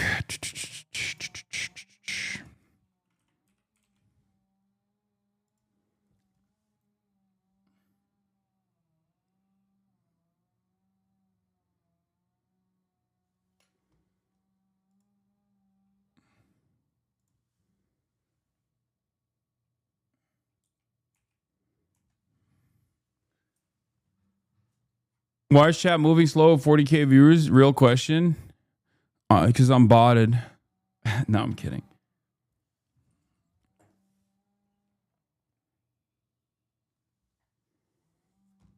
Is it the same similar worldview, but from a different angle? Okay, hold on. I got to start the virtual camera real quick. Hello? Hello. Can you hear me? Yeah, we gotta get the camera on. 1 second. I'm going to turn it on right now. Hold up. My camera, OBS virtual. You're streaming too, right? Yeah, I'm live right now to 41,000 We see people. ourselves. We don't see you though. Hold on, I'm gonna turn on the camera. What's All up, my right, old friend? Hasan, what's How was up? the bachelor party? good to meet you over Discord. Yeah, you're the last Nelk standing that I have not met. And then you met and introduced you guys. Okay. All right. So I haven't seen what you guys did, but I assume that it's a. Wait, you can hear us, right? Yeah, I can hear you guys. Okay. All right. Let's hear what you got to say. Okay. Hold on. Can you All also right. say hello to my friend Kyle here? What's up, Kyle? What up, bro? Where are you at right now? Where am I at right now? Yeah. I'm in LA. I'm in my house. Sonny said you were doing a little bachelor party today. Yeah, no, I just got back from Vegas yesterday. I was in Vegas. Oh, nice. Nice. All right, so you guys interviewed the Adolf Hitler incarnate, Benjamin Netanyahu, and now everybody's yelling at you guys. I assume, right? Is that what's going on? Yes, we're getting definitely some yells. Yeah. Okay, so first and foremost, who the fuck set that up? Was it Miriam Adelson? Well, we actually toured the White House right before, and he was in DC. So it's kind of like a someone hand-in-hand must thing. have. Benjamin Netanyahu wasn't like, I love the Nelk boys. I'm a big consumer of Happy Dad, and then was like, let's do this. Well, we've had Trump on a few times. Some of the communications team at the White House hit us up, connected us with their communications team, and presented us the opportunity to do it. Okay. All right. Yeah. And you guys were like, let's do it. Sounds great. I mean, yeah, I can say it again. I've said it a few times, but I can't speak to podcasting as a whole. And, other podcasters, they'll have people on with just people they've had good relationships with, or their friends, or people they agree with. But with the Full Sun podcast, hate it or love it, right or wrong, if we ever get the opportunity to have a controversial guest on, we're never going to turn it down. Because in my opinion, what we want to do with the Full Sun podcast on is we're not afraid to have controversial people on. We're going to ask them questions. Sure, we're probably not the best at asking questions. We're not the best journalists, never claimed to be. So we might not be the best at pressing them. But in my opinion, it's up to the viewer to form their own educated opinion. Like, we have someone controversial on, we ask them questions. I think people give us a little too much credit when they say, oh, you're platforming him, or like, I think, sure, we have a young audience, but they're not fucking stupid. And we don't think they're stupid whatsoever. And I think this podcast is a perfect example of that. If you go and read the comments, just because we have someone on, we're sitting beside someone, people aren't going to be like, oh my God, Nelk's with them. Like, I fucking love this person. Like, yeah, wait, that's just not the way I don't think anybody loves Benjamin Netanyahu. I don't even think American presidents like Benjamin Netanyahu. Yeah, I know. That's what I'm saying, though. But and I don't think you can listen. I don't think you can platform the fucking prime minister of Israel. That's not my argument. I don't really give a shit about that. My question is, like, do you feel like there is a culpability that you have? Because, like, look, Donald Trump is a contentious figure, and obviously he's responsible for a metric ton of pain and violence as well, but so is every other American president. That's one thing. But Benjamin Netanyahu is, like, unique in the sense that he's also a foreign leader. So I guess the question is, like, what because he's getting something out of this, right? He's getting something out of this where he gets to, I guess, like, try and humanize himself. That's the thing, Hasan, is we'll have anyone on. Like, next episode, we're going to have someone on with the complete opposite ideology that we've already been planning before this podcast came out. Who are you guys having on? I mean, I'd love to hear your suggestions. We have from different friends. You could DM us after if you don't want to say them live, but we're talking to a few different people, and we want to choose the right person to kind of represent the opposite side. Okay, but Benjamin Netanyahu isn't just like a podcaster. You know what I mean? Like, he's literally the fucking prime minister that is a war criminal by the International Criminal Court. He's, like, literally branded as a war criminal. And it's unique because, like, the International Criminal Court is a European institution.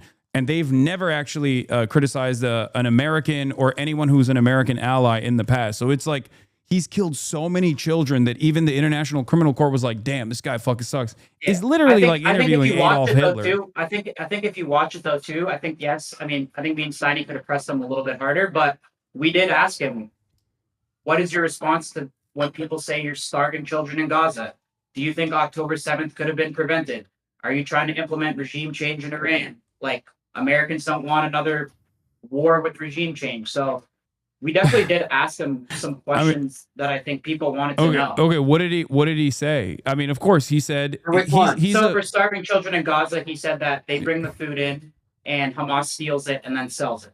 That's a lie. You know what I mean? Like, that's so. Right. So here's the thing. What's your opinion? So, Hasan, you got to remember that one side's going to say one thing, and the other side's going to say it's a lie. I don't think you guys having a conversation with Benjamin Netanyahu is the interesting point of contention here for me, at least. Like, I mean, I think it's in and of itself, it's like worthy of scrutiny, because it's like, you know, you guys, it's like interviewing Adolf Hitler. Like, would you interview Adolf Hitler during the Holocaust if you had the opportunity? Probably not, right? And we had less information on the Holocaust while it was happening than we do on this modern iteration of a genocide, because we get to see it in real time because we have the internet. Okay, so wait, what's your response to what he answered us? You didn't even talk about that. It's a fucking lie. No human rights organization that works on the ground, from the UN to the World Food Program, has ever agreed to the Israeli position that this is all Hamas stealing aid or whatever. As a matter of fact, they've openly said that is not the case at all. It's just a way for Israel to continue justifying its starvation policies against the entire civilian population of Gaza, so that they can claim that, like, oh, Hamas is just like stealing this aid. It's bullshit. They've never actually given a single piece of fucking evidence for this. It is just a claim that people have to supposedly take at face value because Israel said it. It's a lie. And what's the other side's proof? Just so we can play both sides here. Well, the other side is not even like the side of the Palestinians. I'm not even offering the side of the Palestinians. The Palestinians obviously think that that's bullshit as well. But the other side is an unbiased third party. The World Food Program is not, you know, on board with Hamas. The World Food Program or the UN is not Hamas or anti-Semitic or anti-Israel, beyond, you know, the obvious reasons why you would be anti-Israel, because they're doing these things and then lying about it. So what's your overall opinion of us? Like Kyle just stated, that we're having a world leader on. That's what we're more focused on. I think it was dumb. I'll be honest. Because it's not. But you would do the same thing, Hasan, if you had the opportunity. 100%. No, I mean, there's a difference, though. I'm well equipped to have a conversation with Benjamin Netanyahu, because when he says something like that, I can turn around and be like, well, the World Food Program has said that, you know, there is no evidence to suggest that Hamas is stealing aid. Whereas you don't have that follow-up in that situation. And Benjamin Netanyahu knows that, and his team knows that, which is precisely why he went on the Nelk Boys podcast and he didn't go on, you know, my stream or something. And I don't even know if I would honestly have a conversation with him if given the opportunity. In my opinion, I think that, like, for example, I think Trump is really good on the podcast. Like, obviously, that's why he did his whole podcast. I mean, he's clearly a good speaker. Like, you can't deny that. But I think, in my opinion, just because we platform someone, it doesn't necessarily equate to, like, a positive outcome for the guest. And I think this is, like, a perfect example of that. Like, this could even be a negative thing. No, I think in the grand scheme of things, like, it's not moving the needle, because Benjamin Netanyahu gets positive coverage from every outlet. He gets positive coverage from every outlet. So you guys are marginal in that regard. It's not like all that significant. But if you're looking for that's what I'm trying to say, though.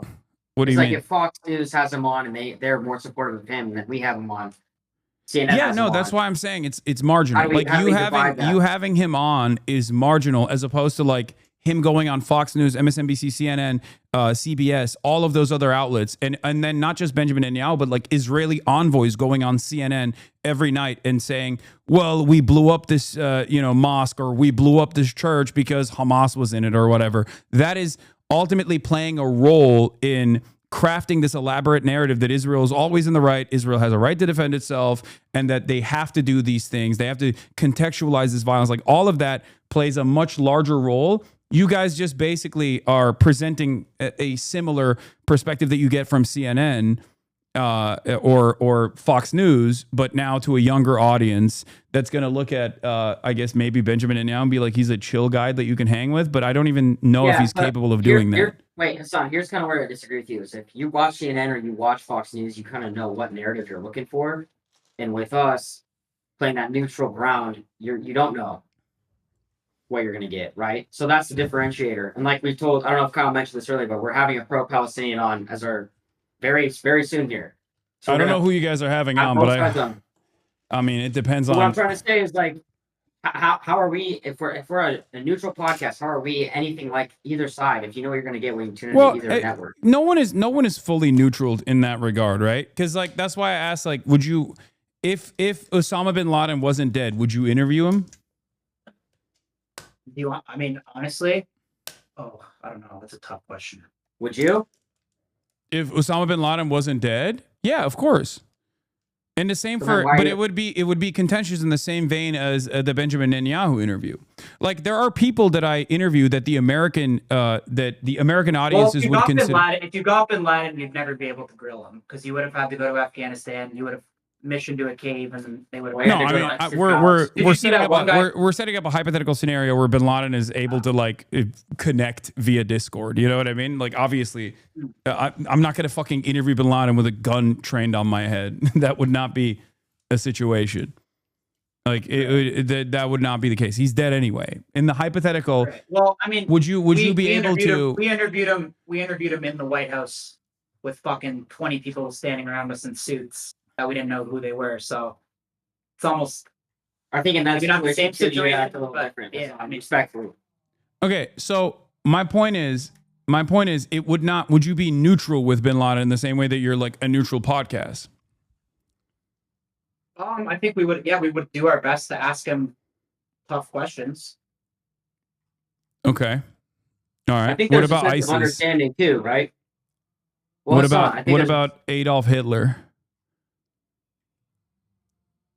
I think we'd always kind of play the neutral role. You would play a neutral role interviewing Adolf Hitler. I don't think that's the case. I think you're just saying that right now because you want to. We're just not the best at grilling guests and pushing back on them. To be honest, like I said, we're not claiming to be good journalists. Like we can ask a question, but when it comes to like a follow-up question, I'll be honest, we're not the most. Like I've never claimed to be super educated on this. Hasan, you haven't even watched the podcast. I haven't. I haven't had time. I don't know. I don't know what kind of questions you guys ask, but I assume. Wait, listen. The first few minutes is us sitting there like, yo, we are not qualified to do this. This is fucking insane. We acknowledge the fact that, yeah, you're right. We're not the best journalists. We're not the most fit to do this. But the fact that we had an opportunity to interview a world leader, two guys like us, we're going to jump on that just as I know you would.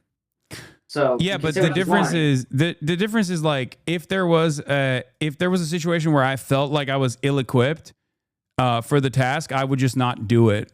You know what I mean? I didn't say we're ill-equipped, but I said there's people probably more fit. Well, I mean, if you're I mean, this is a unique opportunity. You have an unprecedented opportunity. The Full Send podcast is. I'll be honest. No. Let's be honest. The Full Send podcast is never going to be the fucking best line of questioning.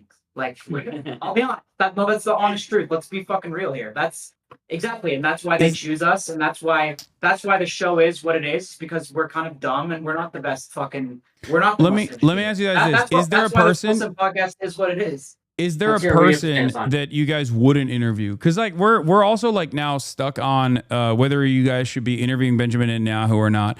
I think if someone is in today's age, like right now, I think that's a fair question to ask. Right now, like, would you? What did you say? I think about right now. You guys speak to people that are alive because you can't speak historically. Yeah, we're saying right now because that's pretty much where we're at. So like, if we could interview anyone right now, like who would we say no to? Is that what you're asking? Yeah. I can't think of someone.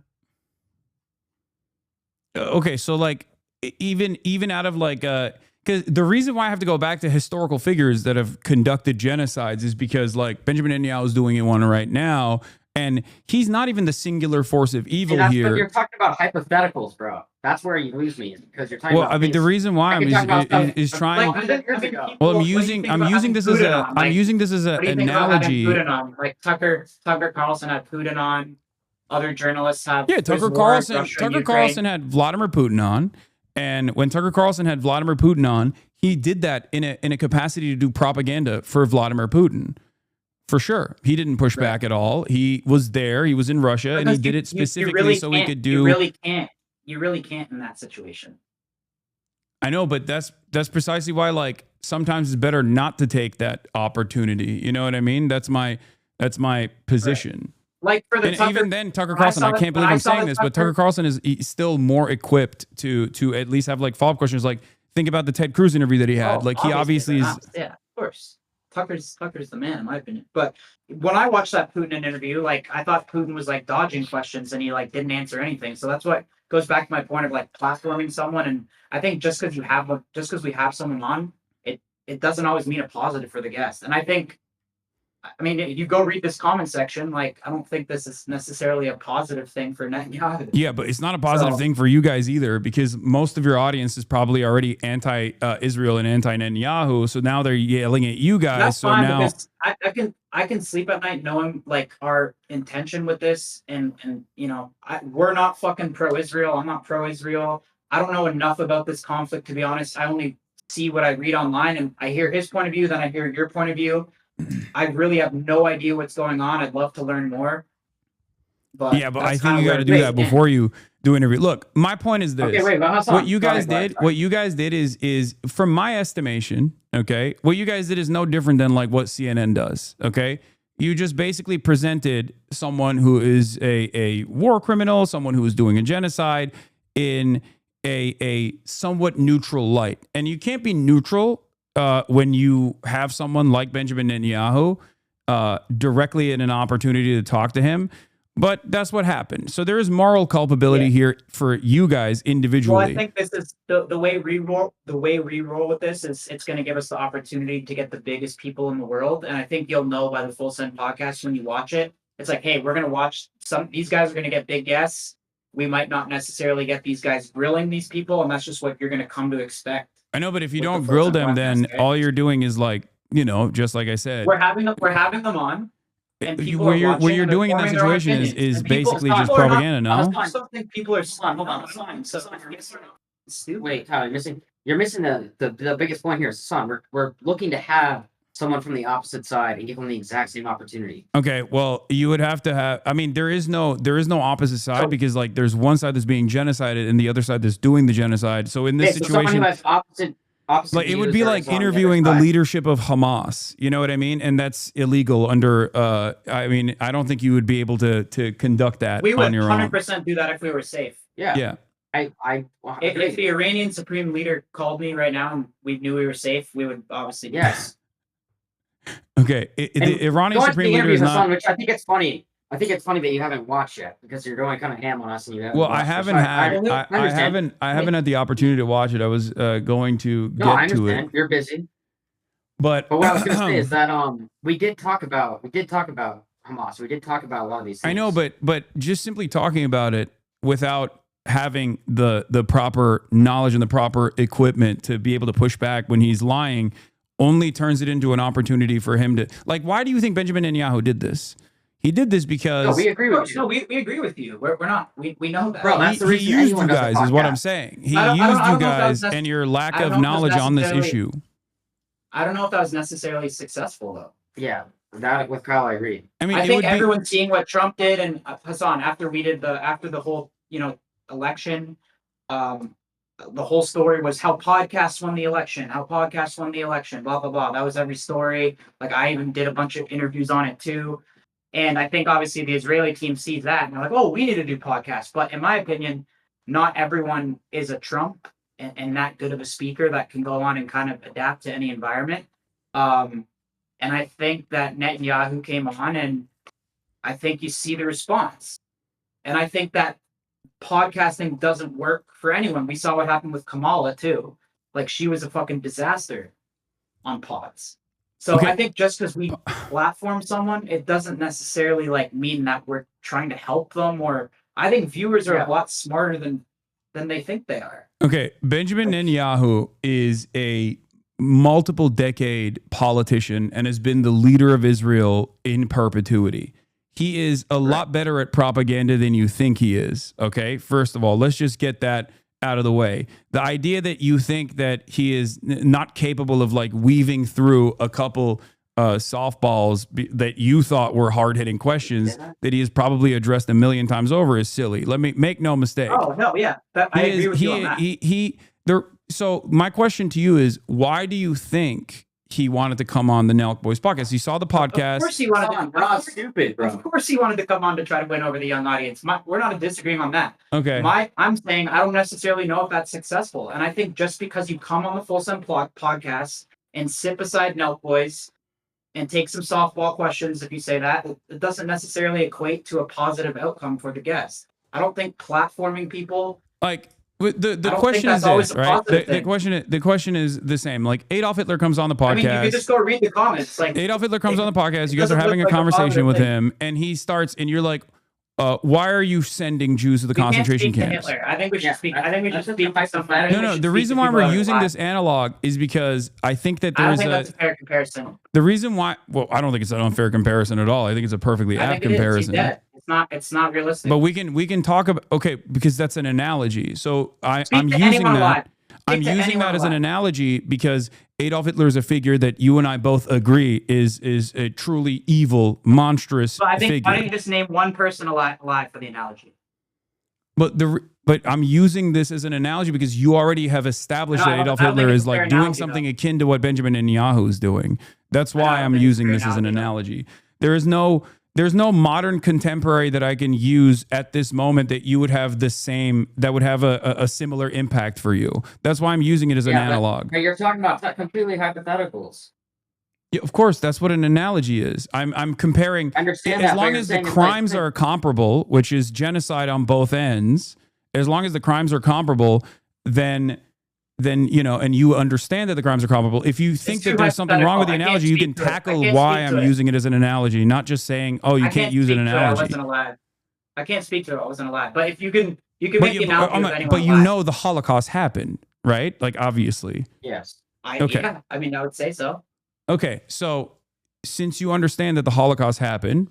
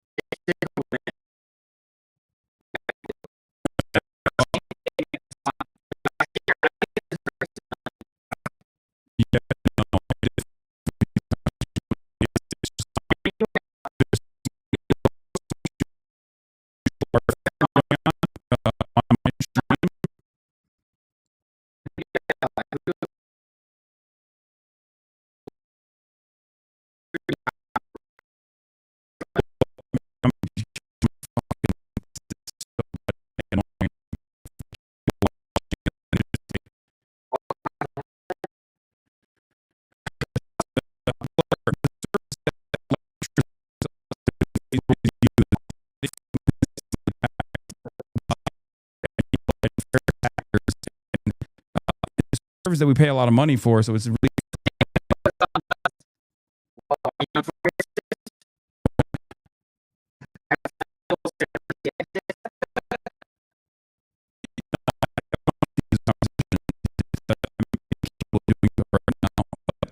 hold on.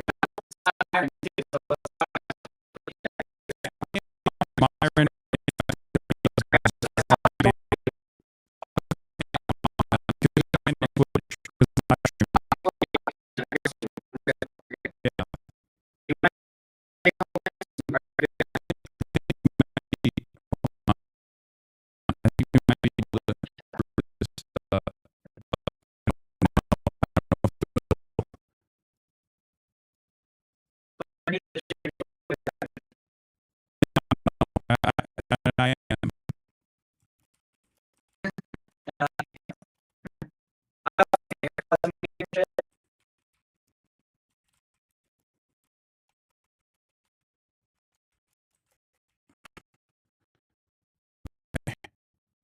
Yeah. Do you not see it? We'll continue for later. But I don't think that I should on the sure.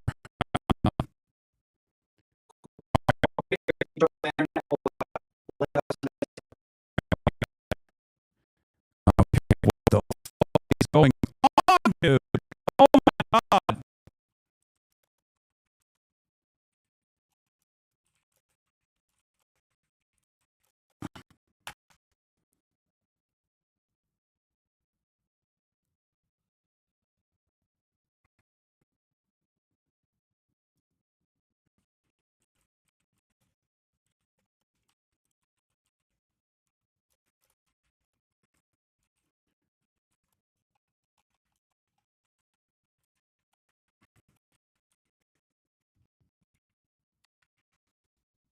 Sounds like okay now. It's still continuing. Yeah, this is I don't know.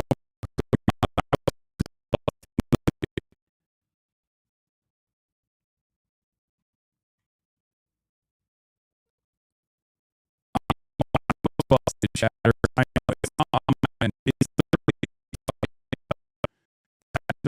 we're using that are getting cooked. Go on YouTube.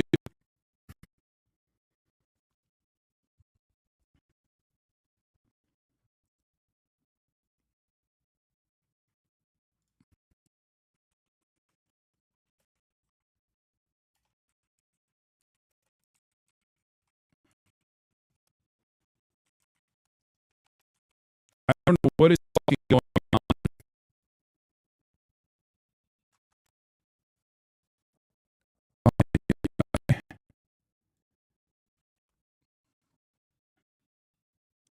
Is that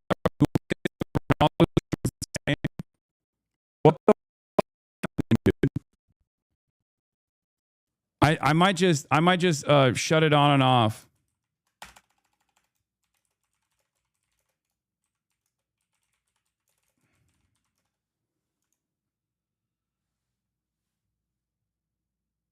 Wait, it's back? Oh my god, it's back. It ended. Oh my god, just like that.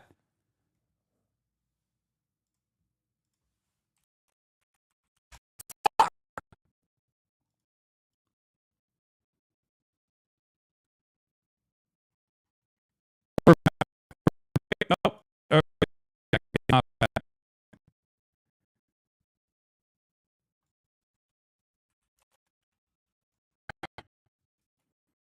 Wait, if it's